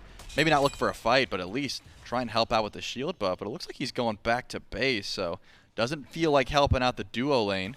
He's going to go and just try and help out farm-wise. You used to cast back in the day. I believe they called it the gas pedal, when you'd pop your sprint and just run down. Yep. That's kind of what the Wing Shard is nowadays, where you see someone in the jungle, you just pop it and try and run them down. Doesn't have that same haste effect, but could show some aggression if we see Picoways decide to get active. He's the one that really can make use of it early on, because I don't think Brìz and Biteyyy are running anyone down anytime soon. Oh, that's true. I mean, the other thing about the gas pedal button is when it gets pressed, everyone hears it too. Yep. So they know, wait a second, they just went to 5th gear. Let's not deal with that. Look at Hámmy, though, getting aggressive up against Biteyyy. This sort of lane situation switches back in Mixidity's favor. Now the Terra's got a bit more clear online. Leon in the jungle being contested by Picoways here at the blue buff. A 2-on-2 fight. Keep an eye on Marty, who's on the way over too, but the damage is already all in on Slash. Slash still sustaining, though, and gets a good bit of damage off of the Tallow Assault. forces back Mixidity, mainly because they didn't know where Brìz was on Marty. So defense done by Xibalba Storm. They don't lose the blue buff, which is all important to slaaaaaasH. Not in terms of the mana regen from the blue, but mainly the XP. Yep, goes a long way, and I think that's probably a great call by nnog saying, I don't know where Marty went, and if he does rotate over, that engage is essentially done. So great call to say, hey, we're going to damage check, blink in, see if we can go for this invade, and if it doesn't work out, not the end of the world. We're still going to be able to confirm our own blue, so not a bad play, just playing to the strengths of Osiris early on. He is going to be out-trading a Thor pretty much any chance he gets, and of course, if you're able to stun out Talu Assault, you're going to lose a lot of that damage regardless. So Definitely. Pico and Bruno just knowing they win that 2v2. One thing to mention is the amount of shred both teams have with that Horus, with that Guan on side too, so it will allow some of these hunters to do a bit more damage throughout the game. And one thing about Xibalba Storm's composition, very physical heavy here overall. Magical damage only on Yemoja. If I'm an Osiris, I'm like, thanks very much. I will just stack some physical defense and probably be okay. You certainly will, until Marty gets online, right? Because he's new AMC. His ult just does even more shred than AMC's ever could, and because of that, that's the reason these double hunter comps are coming back through. You do have to worry about your physical protections. I think Biteyyy is going to be feeling the brunt of it, but once Brìz and slaaaaaasH show up, they don't have too much of an issue shredding through those fizz prods, especially if a Sunder or something like that helps out your team fight. But because of that fact, again, passive play here from the Storm. They say, hey, late game, when we get double hunters online, we're going to be going crazy. Until then, probably want to stay back, make sure we know exactly where this Osiris is at any given moment. And he's been spending a lot of time over in solo. Yeah, I think you saw Leon there at that buff on the left-hand side in the duel lane, just hoping he saw Mixidity step up, because they're trying to find a pick where they can. But like you said, scale it into the late game when their carries come online. Thor is going to be this facilitator where possible. Blue buff coming up on the right-hand side for Xibalba Storm. And you can already see Picoways on the Osiris heading over there already. Or maybe he looks for a bit of pressure onto slaaaaaasH, who just took a bit of poke damage out and has to use his ultimate defensively back towards his tower. This could put more pressure on this blue buff now, especially with Leon being on the left-hand side of the map. They may have to surrender this. You can keep an eye on peer pressure, though, on the Yemoja. Going to come over to try and contest and slow them down. But he's very scared about getting all in himself. Yep, they're going to stay close by. They don't know exactly where that ultimate from Thor could be coming from as well. So it looks like sticking around. Once they see the 2v3, probably want to retreat, but a beautiful wall puts Bruno in some trouble. Yeah, Bruno takes a bit of poke, but just surge back towards his teammates. Hammy's there too now to give some zone work. Picoways tries to get towards peer pressure, and Bruno does have to ult away with Hámmy. Leon did the up-down with the ultimate, didn't really find a target there. But the main thing is Xibalba Storm defend the blue buff after some good pressure out from Mixidity. Yeah, it seemed to me like Leon could have went down immediately once he saw that to the skies being channeled. Could have landed on Bruno, killed him before he teleported out. But I think it was the unknown factor of, hey, where's this Janus? Could he be ulting his team in? And nnog, nope, can't ult his team in, has to ult himself out. Just for the CC immunity, he uses that there, but it does buy him enough time to escape and relieve some pressure. But that ultimate being down is a good sign for Leon then, when his ultimate comes up, to look for some pressure on Janus, knowing he's only got beads to survive. Tubahh on the left-hand side, though, gets some work onto these new additions to Season 9 with the Bastions, trying to bring those down for the extra gold. As nnog takes down the green buff, you can see Hámmy on the left-hand side here, looking to try and keep an eye on the jungle of what's going on, but he's stood on a ward, so Biteyyy has a good idea there could be a gank coming if he steps up. Yeah, unfortunately for Biteyyy, this is just landing against Hachiman. With his current buffs, you're going to be getting out-traded. Even with more Dev Gauntlet stacks, you don't want to be giving him any extra chance to try and outbox you, because he's going to outrange you and has that chase-down potential that the mounted archery provides. You just want to be staying underneath tower and trying to get as much farm as possible. Looks like a little bit of a stalemate here over in duo because Hámmy made the rotation over. But peer pressure said, hey, don't worry. I'll make sure you don't get 1v1'd. I'm going to make sure that you have some little bit extra help clearing, and peer pressure will open up that lane for Biteyyy, so he doesn't keep getting pushed out underneath his tier 1 tower. Mixidity today looking really good. They already defeated the Cowling Warriors, and now they're on pressure to Xibalba Storm, who just found first blood onto Bruno. They're just good wall, good little play coming out from Xibalba Storm to take the lead in this game. And Leon getting first blood is exactly what he wants to try and catapult this into a lead. Transcendence being built by him, so it's going to take a bit more time for that cooldown and faster rotations to come online, but the power he's going to bring to these engagements will be impactful. Yep, great first blood attempt. You recognize pretty much immediately. This guy's got no beats, right? If you just cavalry charge insta-cancel, I'll be able to double tap off the wall, and he won't be able to dash anywhere. So Bruno just caught out. Didn't really have much way to try and survive there. bit of the issue with Horus. Once he gets Golden Blade online, you know, a full regrowth or something, he's able to sit in lane and farm and trade. But it takes a bit, and you're going to be getting out-pressured early on, and that's exactly what happened. Just didn't have the HP to try and stand up. Brìz in mid lane has to beat early on here to avoid some damage and gets to the sky to look for the damage onto nnog. Picoways took out Leon, and now it's a 1v1 between jungler and mid lane, and Brìz back towards his tier 1 tower. Overall, though, the question for me is who really wins out on that? I mean, jungle buffs are down, blue buffs coming up on the right-hand side. Maybe a slight win here for Picoways, in my opinion, just because he gets to invade that blue buff once more and keep some pressure rolling for Mixidity. Yeah, at this point, nnog had an opportunity to ult out or ult in and use that ult for damage. Besides, hey, this Thor got first blood. I'm just going to hit him with the through space and time and hope that I'm able to get out anyways. Of course, doesn't happen. Brìz still was able to land death from above to confirm that trade. But as you said, Picoways gets out. He's the winner in this engagement. Brìz also a winner.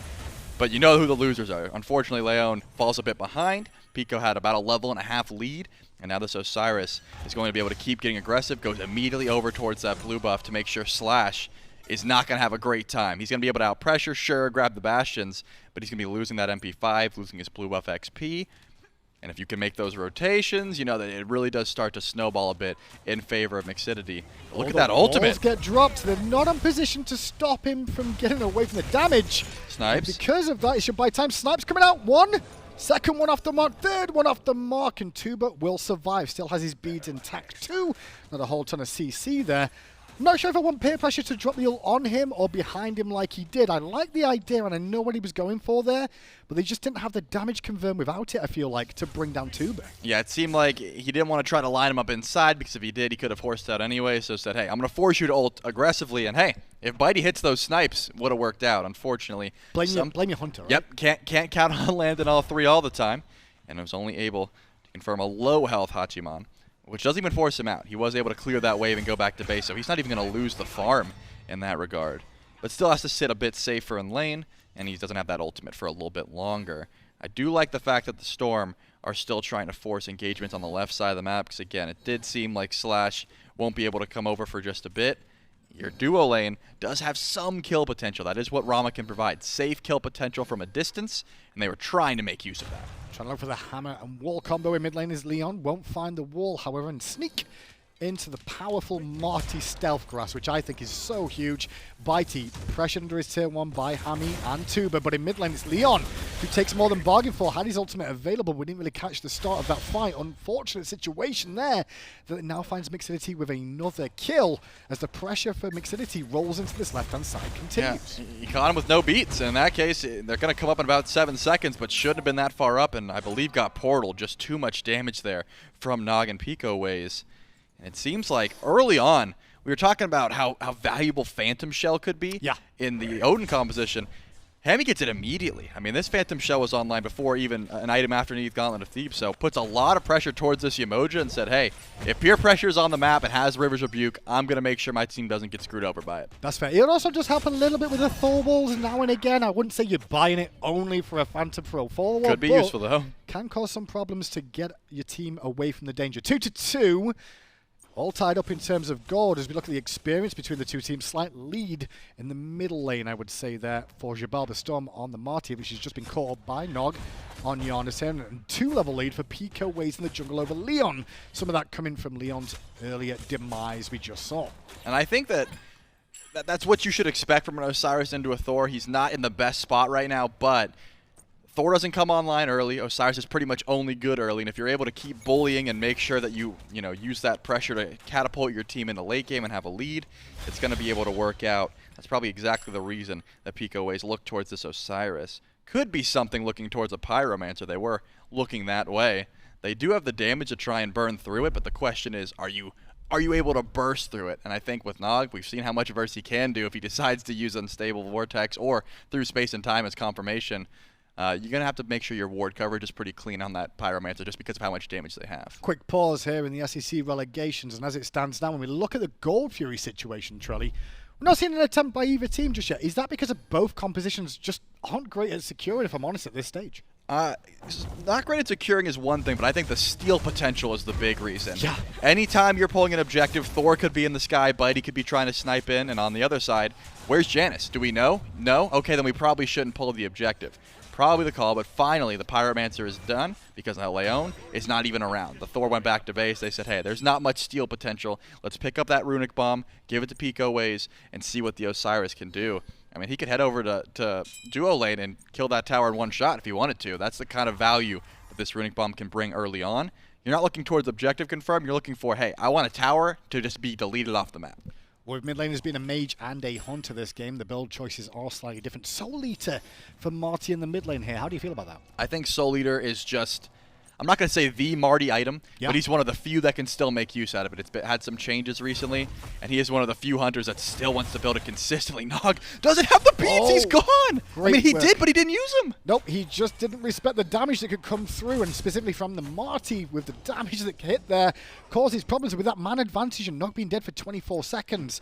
This could be an opportunity for a Gold Fury for Storm if they recognize it and feel confident about ELLEON, though. Taking a trade with Picoways with Brìz back up too.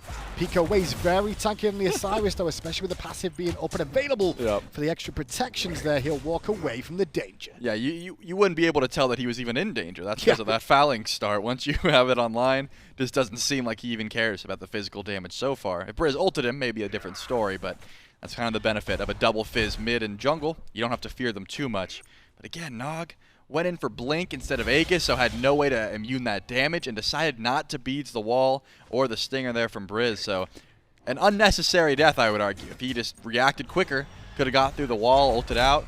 But now, going to be in a little bit more trouble. And that opens up the door because ELLEON has the ability to 100-0 him at any given moment. We talked about Thor into Osiris, not a great matchup. Thor into Janus, that's a bit different. Without the Aegis, that Thor is going to have kill potential whenever he gets near it. Definitely feels like a confidence play from Nnog, though, going for the Janus Blink method. We've seen mid laners take these Blinks before, but you are running the risk, as you said, of not having that secondary relic to keep you alive in important moments. Picoways, look at him go, though, under the tower, whittling down the health bar of Biteyyy there. The tier 1 tower is towards its last legs, with a rotation coming in from Xibalba Storm from behind. Slash has turned up on the Guan. Beads used early there by Picoways, and the stun wall onto Slash. It puts him under some pressure. Slash does have his ultimate available, though, so the chase doesn't continue. With more members turning up to this left-hand side, we've seen a huge grouping towards this tier 1. Yeah, and they saw Thor clear the wave over on right for a second, so Mixidity knows exactly where ELLEON was. Do they know where he is now is the question. I don't think so. But they are going to go for the pull regardless. Yeah, Oracles were online for Xibalba Storm. They say they knew about this. Slash trying to frontline zone. Into the sky goes ELLEON, though. Looking for a dunk target to the back line. He was trying to get hold of Tubahh there, but didn't get the target he was after. Has to fall back too.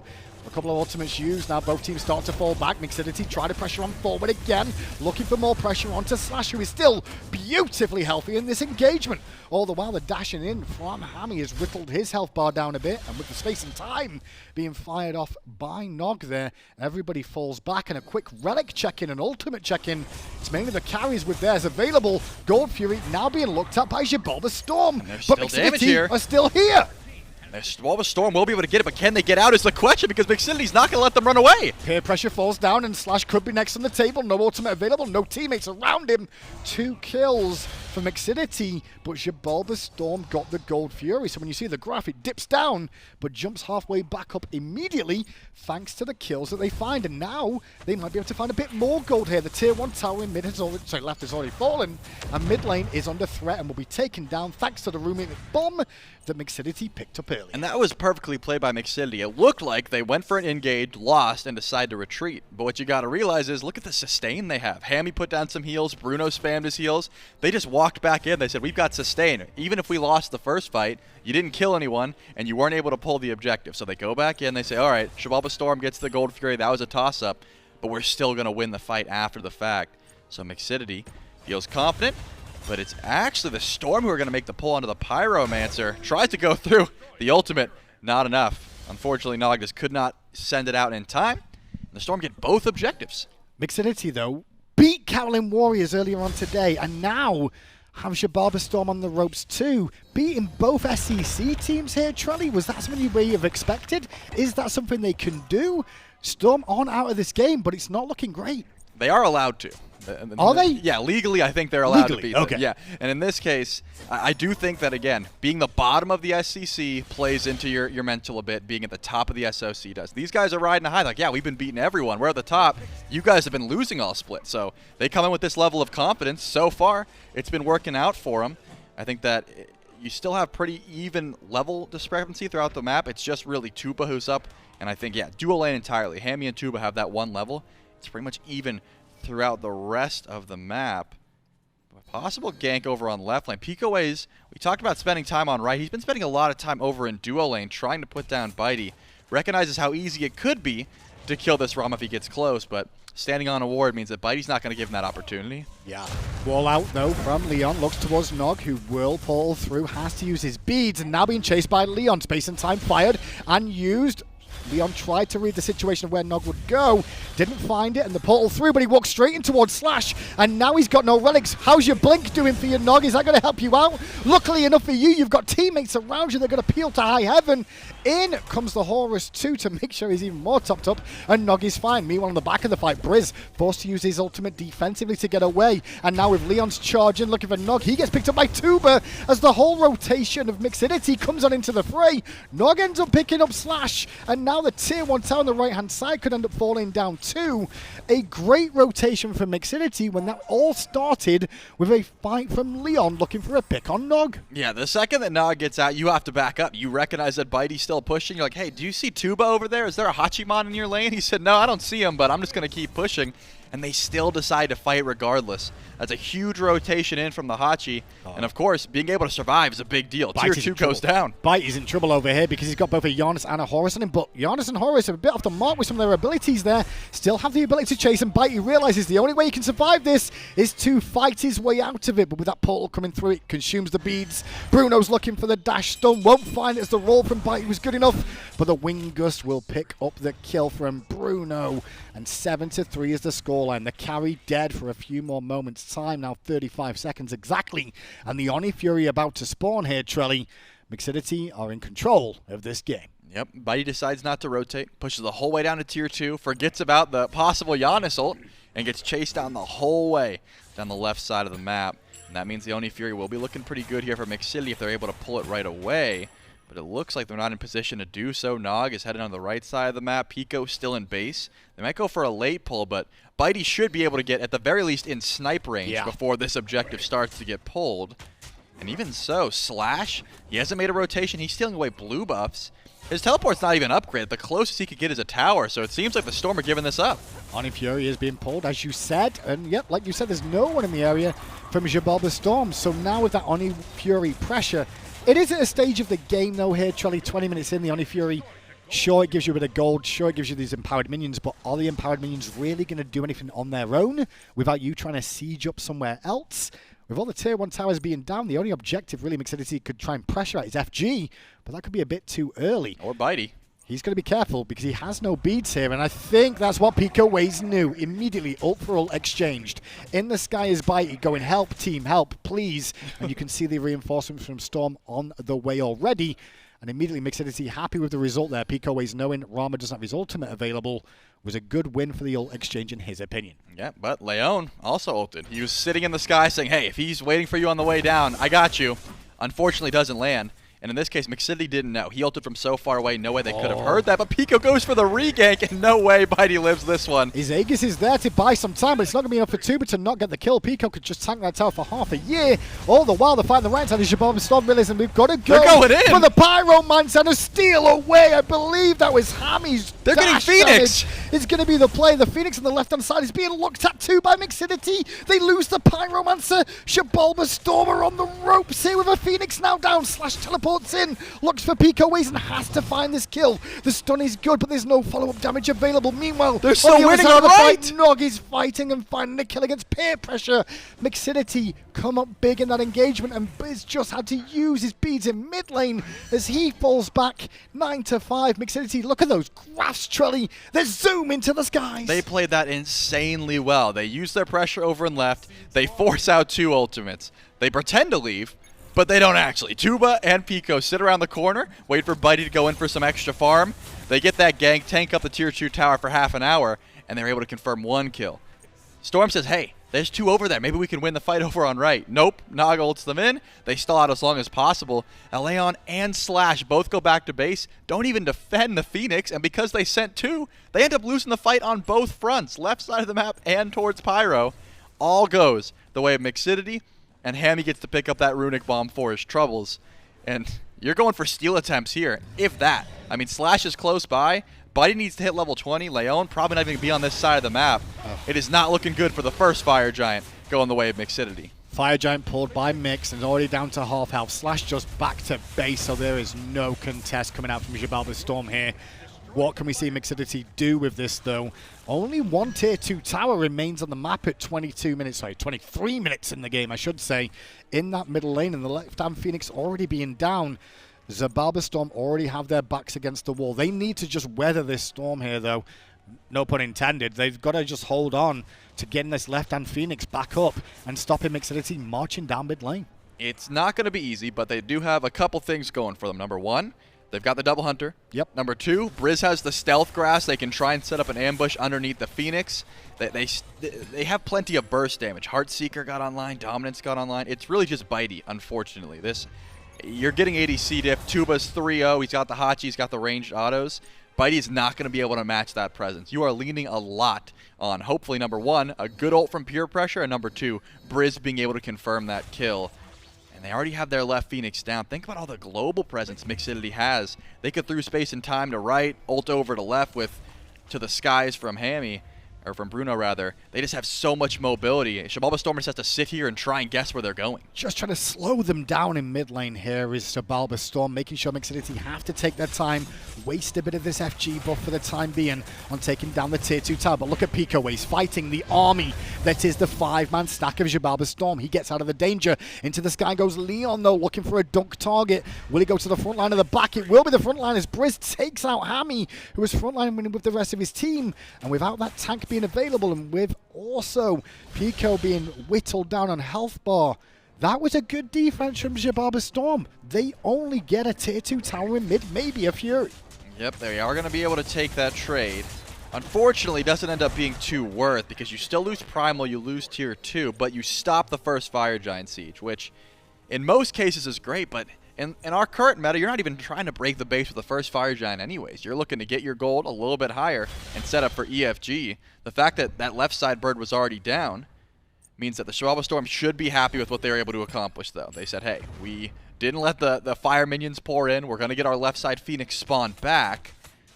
And we were able to stop the first Fire Giant push. Only 40 seconds left on the buff. It seems like Mixidity want to go for at least the Pyromancer with the buff they have left. Find a pick in the jungle would be useful for him as well, just to catapult them into a better position for the next FG spawning as well. I think if you look at the Xibalba Storm, though, you're kind of turning your attention to Brìz on Marty here. He's the one that seems to be having the better game so far, 3-0 and 0. They've played around him pretty effectively so far, I want to say. I think it's all about keep Brìz alive and let him get that damage out. Yep, he's the damage confirm. If they get someone low, he's going to be the one who has to try and finish that kill with death from above. No one else can overcommit. You saw ELLEON saw a very low health target. Picoways didn't have beads. Could have tried to go in and said, nope, my life is worth more alive than trying to go in for that trade. I'm going to stay back. He's the range confirm, and those snipes are decent from Biteyyy, but just don't do enough damage until he finally gets over to level 20, upgrades that starter, and that will help him out a bit. There's one more fire minion wave to try and deal with, and it looks like slaaaaaasH is going to take care of it. But Mixidity is not over towards Fire Giant. They're sort of split through mid, trying to see, again, if they can find a poke, if they can find a relic, or even a pick before Fire Giant starts to go through, because the first one went down for free. This one, the Storm might be able to contest if they step forward. Especially with that Phoenix being back up, as you said. slaaaaaasH, though, has hit level 20 now and has upgraded his Sundering Axe to final form. That'll be a bit more helpful in these engagements. It's one of the reasons everyone tries to rush to that level 20 as quick as possible, Trilly, is that starter item, getting that upgrade. Yep, and we saw Pico dive to the backline, pop a tether on 5, and just try and be as tanky as possible. It went well, he lived, but in the jungle, with Protector of the Jungle, that goes a lot better. You get that extra buff, you seem a lot tankier, and if you thought Osiris was tanky before, try fighting him near Fire Giant, and the Storm said, nope, I don't want to fight him near Fire Giant, I'm just going to let that one go down one more time. It's not enhanced. True. we're gonna try our luck with a Phoenix defense rather than trying to fight when he's got that buff. I'm not too against it because of how the last Fire Giant Tier 2 fight went, right? Yep. I guess they got a Tier 2, sure. But if you can hold your base here and have a good fight in Phoenix, the respawn timers get longer. The longer the game goes on, maybe there's a window for them to battle back, get a Phoenix of their own, take down some of these towers, and turn this game around. That's what Xibalba Storm seem to be banking on here. Because one thing that Mixidity don't have here is realistically clear, good engage. It's a blink Horus play. It's an ultimate play from Pico, maybe a blink play from Pico to try and tether up the backline, or Terra jumping on in there with a root to really start these engagements. Yeah, what I want to see from Mixidity, because of that lack of engage, is a split. If they're going 5 in left lane, I think they're misusing their resources. Send Pico to mid by himself. There is maybe one person on Storm that could actually 1v1 him underneath a Phoenix, and it's Brìz. Exactly. Yeah. There's no way that ELLEON is going to throw a hammer at a wave and live to tell the tale. He needs to stay back with his team. But it looks like they're going to be sending nnog over to mid lane because he's got the mobility. He can try and get over to right. He's going to be able to clear just fine, but maybe because he has that ability to ult in and one-shot someone underneath the Phoenix, that's the reason he's going to be staying hidden in the jungle. Keep an eye for those through space and times. Brìz trying to stay in the stealth clouds inside the Phoenix lane here, inside the Phoenix range here. The rest of his team trying to use that to their advantage too where possible. Sneaky in the jungle. We can't even see it. They're that stealthy there under the Phoenix, but all the while nnog just going to keep this pressure rolling in mid and keep ELLEON honest. All they're doing here, Mixidity, is just waiting for the right moment, waiting for minions to push up and wait for an opportunity for someone to step too far forward, and the engagement will fly, and it will be a huge engagement. Will. They got 2 runic bombs as well. Bruno, and it looks like he blinked forward. He wants this engagement now. Focuses towards Brìz from the frontline tanks. The tanks fall back as ELLEON dunks on in. The dunk in didn't do a total ton, and look at Tubahh's damage towards ELLEON. He's forced out of space and time, does hit onto Slash. Brìz forced to the sky too, and when he lands, Picoways is waiting for him, and no one can stop Picoways, or can they? The shred damage from Bitey's causing problems. Pico jumps away. Tubahh picks up peer pressure on the front side though. In the sky is Biteyyy looking for the snipes down, but won't find a kill target. And Mixidity take down the weakened Phoenix so far and start to turn their attention to mid lane. They've got plenty of sustain, but it looks like Storm don't want to let them heal up. Tubahh takes a lot of damage, forced to Aegis and Slash as to beat as he runs away. This tier 2 this Phoenix rather is looking like a possibility. I don't know. Only 30 seconds though. Yeah, these HP. They're not going to go in for it. Pico already went back to base. And I guess you call that a win. You get the Phoenix again, but it was weakened. And it seemed like the Storm, once again, held out with a great defense. Completely agree. I think that's a win for both sides. One, in the sense, Mixidity went, okay, we got FG. Okay, we got a Phoenix. That's not bad. We get a gold for you here too. However, from a Xibalba Storm standpoint, you lost a weakened Phoenix, dude. Like, the problem comes, though, Charlie, in my eyes here, is they're going to look for the Pyromancer here, Xibalba Storm, which I think is actually not Xibalba Storm Mixidity. The problem is the next FG is enhanced. And that is going to be... They have to contest this one, right? Exactly. That is going to be much easier to siege. You can essentially send one person to right, one person to mid, 3 over on left, and you're going to be getting a Phoenix down somehow. And I think that Mixidity knows this. And, of course, the Storm know this. That's why they're not split pushing. You don't see them over on left. They're nearby. They're at least trying to make sure they've got some form of ward coverage. ELLEON is in range. Biteyyy might be in range to go for some steals with the ultimate. You're definitely right. You can't give this one up for free. It's just not going to be able to be that same level of, oh, we fought into Fire Giant. Maybe our defense on our Phoenix will be just fine into EFG. Just too big of a buff. They cannot let it slide. Xibalba Storm stepping towards the FG pit to find Mixidity already here, trying to get wards down and hopefully get Brìz into a position with some of those stealth grasses to cause problems. Nice little throwback onto Hámmy there, coming out from peer pressure to put him in an awkward spot, but he'll dash away.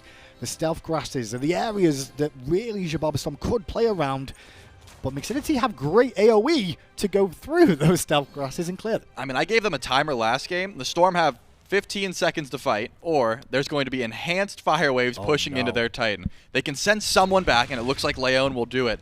The Storm can't leave, though. Even if ELLEON leaves, it's got to be a 4v5. It's not in favor of them, but it's their only option. Someone has to clear out that wave. It's going to take ELLEON a bit of a time to get back here. Sure, he's got that global range to get closer, but look at Picoways in the front already recognizing this, zoning away Xibalba Storm. Focus on Slash from the rest of Mixidity, who's trying to frontline for his team. Lots of ultimates popped, including that of Terra. Slash does get out with his own, but look at Brizz's health bar. Very low, and look at Bruno kind of causing further back. Brìz will live, but the damage is kind of done to the health bars here because they could fall back with the sustain they have thanks to Horus. And look at this FG once more. Yeah, but the Storm aren't leaving. They're staying close by. Peer pressure is Leon's near. got the ult. Biteyyy has the ultimate. Yeah, Leon is not going to have it. It's really just the snipes from Rama, and they haven't started the pull yet. They're sitting by. They want an ambush. Yeah, they need to ambush, really. If they find a pick on any of these targets here, especially with the staggered people coming back. Xibalba Storm trying to stand up. Left-hand minions are pouring into the base again. Not super enhanced, but still fire minions down that left-hand side. And Mixidity happy to wait for someone to have to defend or the damage to the Titan to happen. Bruno takes half his health bar, though, by the grouping of Xibalba Storm. Picoways trying to wrap round the back and force off a cut-off point, a choke point, if you will. The Xibalba Storm have to go for a nnog, looks for the space and time, gets an Aegis out of Leon and jumps away again, straight away. Left-hand Phoenix is due to spawn again soon. No Fire Giant attempt from either side. They're not going to go for it. The Storm, once again, are not leaving, though. They're sticking around. That Phoenix over on left is going to spawn back in here shortly, and Slash wants to stop backs. He wants to make sure that no one goes back to base. Look at Nog, left-hand side, though. Yeah, He's Nog over wants to there. make sure he gets it. He wants to make sure this Fire Minion Wave does get through. The one that was already in base there did tag the Minion Wave, but it will go down relatively quickly there in favor of Mixidity. And so, Fire Minions will continue to pour down left-hand side as Mixidity forced the Xibalba Storm to make a decision. Do we defend the left-hand side and the Titan? Do we defend the enhanced Fire Giant? I mean, what they've done is essentially put Nog on a timer. I mean, if he lands one of these ultimates, game's over. That's what it takes. Through space and time, needs to connect onto a key target. That's been the engage. Pico does tickle damage at this point. Osiris has fallen off. He does not have the ability to just shred through someone anymore. There is another win condition for Mixidity too. They have a Horus. That's they true. have the unstable space and time from Janus too. They could backdoor if a window presents itself. And so Xibalba Storm have a lot to consider here, and their SCC hopes are on the line in this too, as Mixidity will be 2-0 in the group standings if they can win this game. They're playing it smart. They're splitting up the map. They're making sure minions are pushing in. That Titan is getting lower and lower. No one's going to be clearing that way. Leon, once again, seems like he wants to go back to base, but hasn't channeled it just yet. And Bruno's nearby. He has Blink. He could start out a fight at any moment. All five are here. Another Minion Wave heading in there. No one able to base from Storm. Mixidity are playing this so well, in my opinion, of not even having to do much than just stand around thanks to the damage they've done earlier.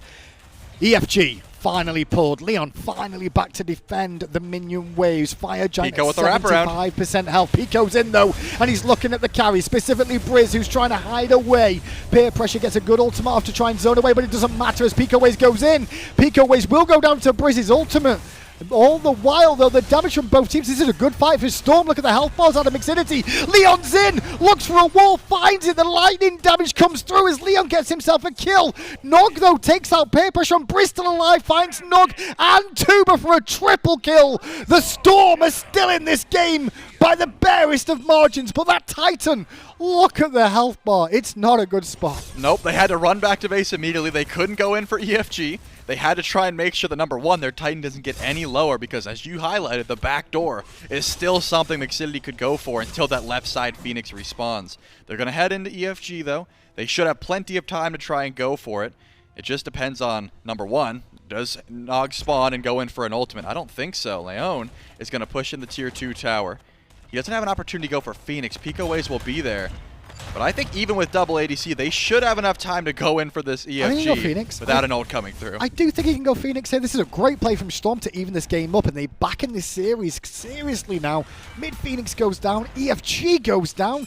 Only a couple of tier 2 towers left, and that's the benefit of the double hunters here, that they all have it. They could have potentially held that for peer pressure, but I don't think it's that important to not have it on the Yemoja. So Xibalba Storm wipe the map of golden experience wherever possible, can start to group up on this left-hand side now and defend this weakened Phoenix they've had for a very long time. The question now becomes, does Mixidity turtle in base and just cower in fear? Or do they get aggressive? Do they ult for that Phoenix? Backdoor. I think they should go for it. They have the opportunity. You're 1-0 up as well, Charlie. Right? Exactly. If you were 1-0 down here, maybe I'm a little bit more concerned of, like, are we putting our series line on the line here? If Pico was on anything besides an Osiris, I'd be like, yeah, you guys didn't have that big of a fall-off, but you're only getting weaker. Again, this Osiris does not have that same potential. The Janus and Hachiman are still fine, but you're up against double ADC. You have essentially let your early game composition get to late game on the double ADC. You're running out of opportunities to find your win in a fight. and it looks like they're not going to go in for it, at least not while that Phoenix is down. Yeah, this is the right play from Storm, in my opinion, because they recognize that the backdoor potential's there. And you can see, by the way Mixidity played that, they'll be like, hey, if they're all over here, we'll just unstable through space and time all the way to their backline if need be and look for the end. So now it's the opportunity for Xibalba Storm, though, with that Phoenix back up and the Titan relatively protected for a moment, to start to siege up themselves. Are they going to base race? They are. That is the play, it seems. They're going to force back Xibalba Storm. At least 1 or 2 members, and 4 members, sorry, are on the way back to base. Make that 5. Nope, they changed their mind. Xibalba Storm are committing to this. They're like, you know what? I think this is awkward. This is awkward for both teams. I feel like, if anyone, Xibalba Storm are just wasting the EFG because there's not much they can do about this. Yeah, they backed on a ward, though, so the Storm know they don't have to go back to base. They knew exactly where Mixidity was at any given moment. And, of course, Slash wouldn't be able to fend off a Titan by themselves, but would have been able to say, hey, guys, quick, get over here. We don't want to let this Titan drop. EFG only alive for 1 more minute. That's true. So Mixidity, or with their mind games, going left, grabbing the Primal Fury, going back over right, has stalled out the majority of this siege. They lost only 1 bird, and that was before the Fire Giant ever went down. The question now becomes, hey, if you can just stay alive and fight towards EFG once it spawns back in, that's great, but the Storm aren't going to let that slide. They do want to go in. They do. They're pushing down this left-hand side. Leon in the jungle. I'm not sure if he's on a ward right now. He might look in the mid lane towards nnog if he can find an angle there, but nnog has a ward and sees that danger. Xibalba Storm still with a few more seconds left on this EFG before it wears off, trying to make something happen. This Phoenix is healthy. They have 1 runic bomb available to them, but it is on the Thor in the jungle, and he is being kept away thanks to the warding of his positioning. He wants to get in there and put some pressure on.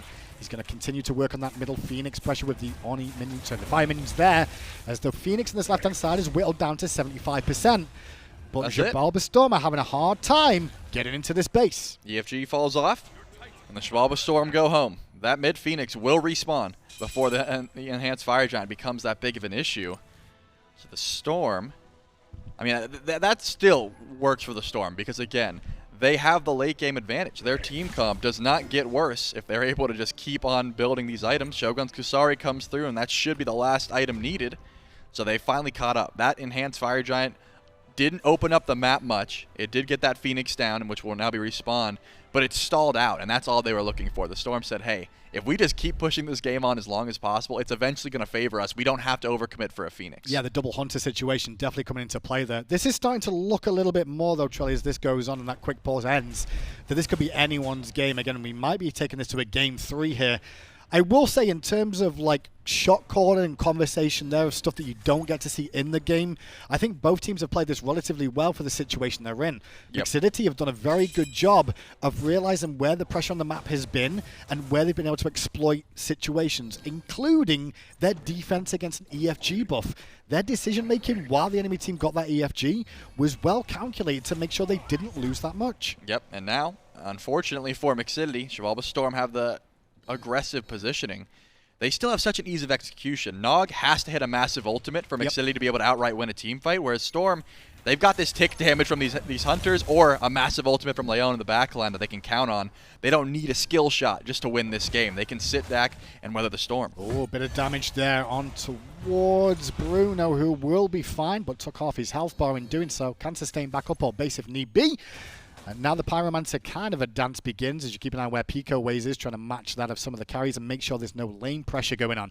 In terms of lane pressure, this is a good situation for Xibalba Storm at the moment. Minions are pushed out relatively deep on that left-hand side, so it means the Phoenix isn't exposed for somebody to split push that off. And all the while, Mixidity seem to be a little bit more cautious now all of a sudden after the last engagement for the last Fire Giant that spawned. Yep, and now sieging forward, looking for Picoways, trying to find beads or ult. They get the ult down. They don't grab the beads. That might open up a door for a possible pull towards the Pyromancer at the very least, but they didn't have to use much for it. It was a hammer into a wall, and that was the engagement there from the Storm. And once again, they're setting up stealth grass plays. No one knows exactly where they are, but nnog is going to do a lot of damage to ELLEON. Immediately healed up, but that just shows how much he could do if he hits one of those unstable vortexes. Speaking of that, we're not really talking about anti-heal in this game because both teams do have 2 healers on them. and neither side really has that much anti-heal in play here. Big fight going on though. Look at the health bar of Bruno disappear to the double hunters. Biteyyy credit with the kill. Leon's in the sky, dunking onto towards the backline of Tubahh, who will escape thanks to the horse and escape just in time with the dash away from that of PeerPressuree's Riptide coming through. Biteyyy is on cooldown for him. All the while in mid lane, look at the pressure that we're seeing on towards Hámmy. Hámmy double dashes away, still being chased. This is a great fight for Xibalba Storm to keep going on here. Wall, though. They've already killed one of the front lines, but they can't find the second one, or can they? They do. Now the EFG is exposed potentially for Xibalba Storm, or do they look for a Phoenix? They're going to push forward. Aga's down, but nnog still has that ultimate, still has the ability to try and delete someone. He's going to go for as much poke as possible, but the Storm, they should feel confident walking in here. Just because it's these carries alive does not mean they can't grab the Phoenix. 3v5 for Mixidity, trying to hold on to this game. They had huge moments in it where they were ahead and had opportunities to close this one out, but it's Xibalba Storm battling back in this series at 42 minutes in. Blinking from nnog, instantly stunned out by Slash for his ultimate. Damage wasn't good enough to find any kills either way, but the Phoenix is still under threat thanks to the Xibalba Storm. Bruno's up in 1 second. He will be able to come through, but here comes the ultimate from Leon, and he wants to try and zone out someone. But he doesn't find a target at all. Instead, he gets stunned in place, and Leon's taking a ton of damage. Will get some shields, but nog's damage from Unstable Vortex enough for the kill. The rest of Xibalba Storm now trying to back away as Picoways back in the action. Jump in from Bruno with the ultimate there too. Picoways finds Brìz and forces the ultimate out from the Martichoras. Marty does get a good Aegis off, knocked up in the sky though, and the follow-up damage is there from the rest of the team as Picoways shuts down Brìz.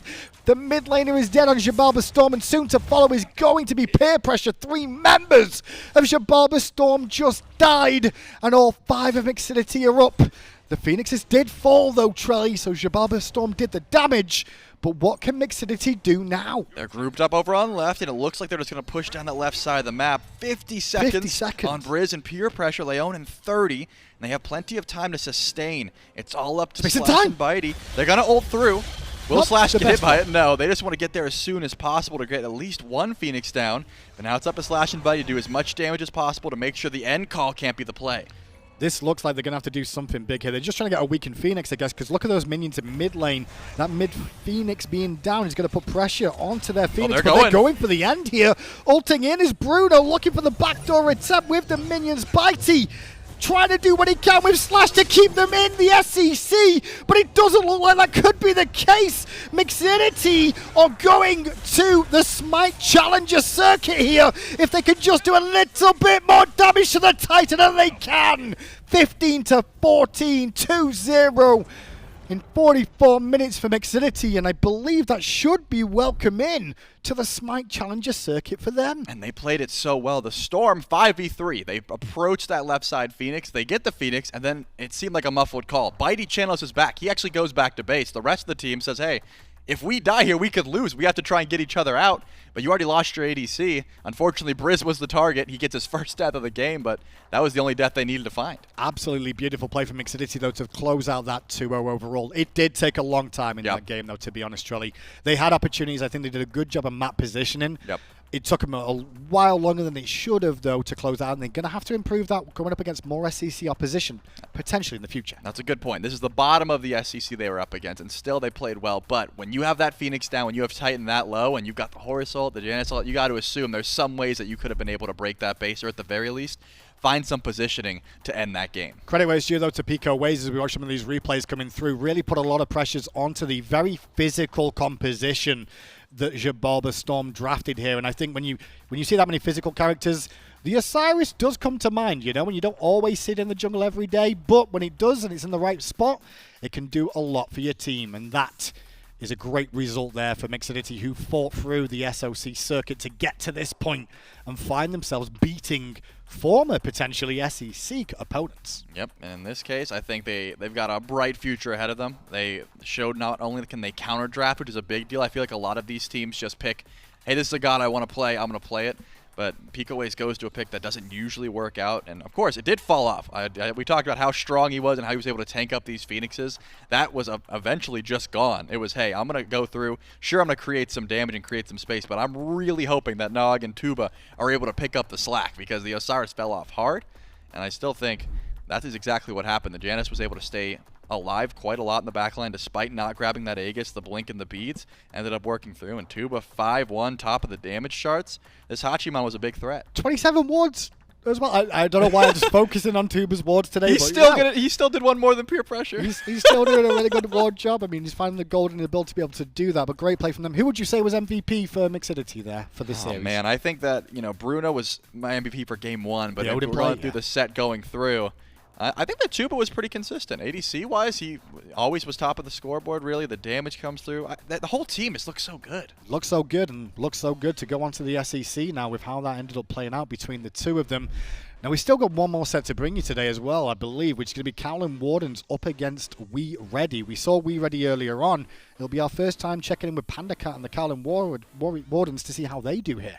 I'm curious if they're actually ready, though. That's the question. Let's have a look at the standings, though, Charlie, real quick to see how this is going to play out between the two. And as you can see, Mixidity, top of the shop, 2-0. And Cowlin Wardens up against We Ready next. If We Ready win this, they already beat Xibalba Storm. We could be seeing 2 SOC teams. I believe that's unprecedented that I've seen 2 SOC teams qualify over 2 SEC, but that could be the case. That is a big deal, and I think that number one, the Cowlin Wardens, if they're zoned into what's happening here, they might be like, hold on, there's a bit of a swift in the tide. How come these SOC guys are feeling so confident?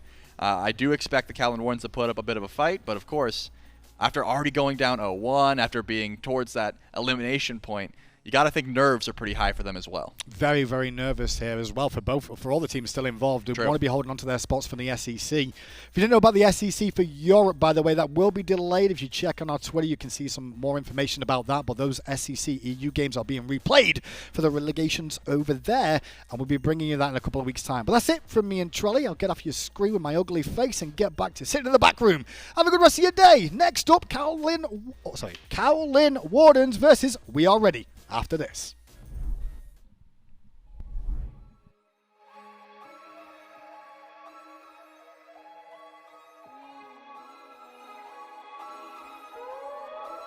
Gotta get the cake. Okay, this ain't what you used to. Always with the new, this ain't what you used to. I do me, do you? I do me, do you? This ain't what you used to. This ain't what you used to. This ain't what you used to, this ain't what you used to. This ain't what you used to. This ain't what you used to, this ain't what you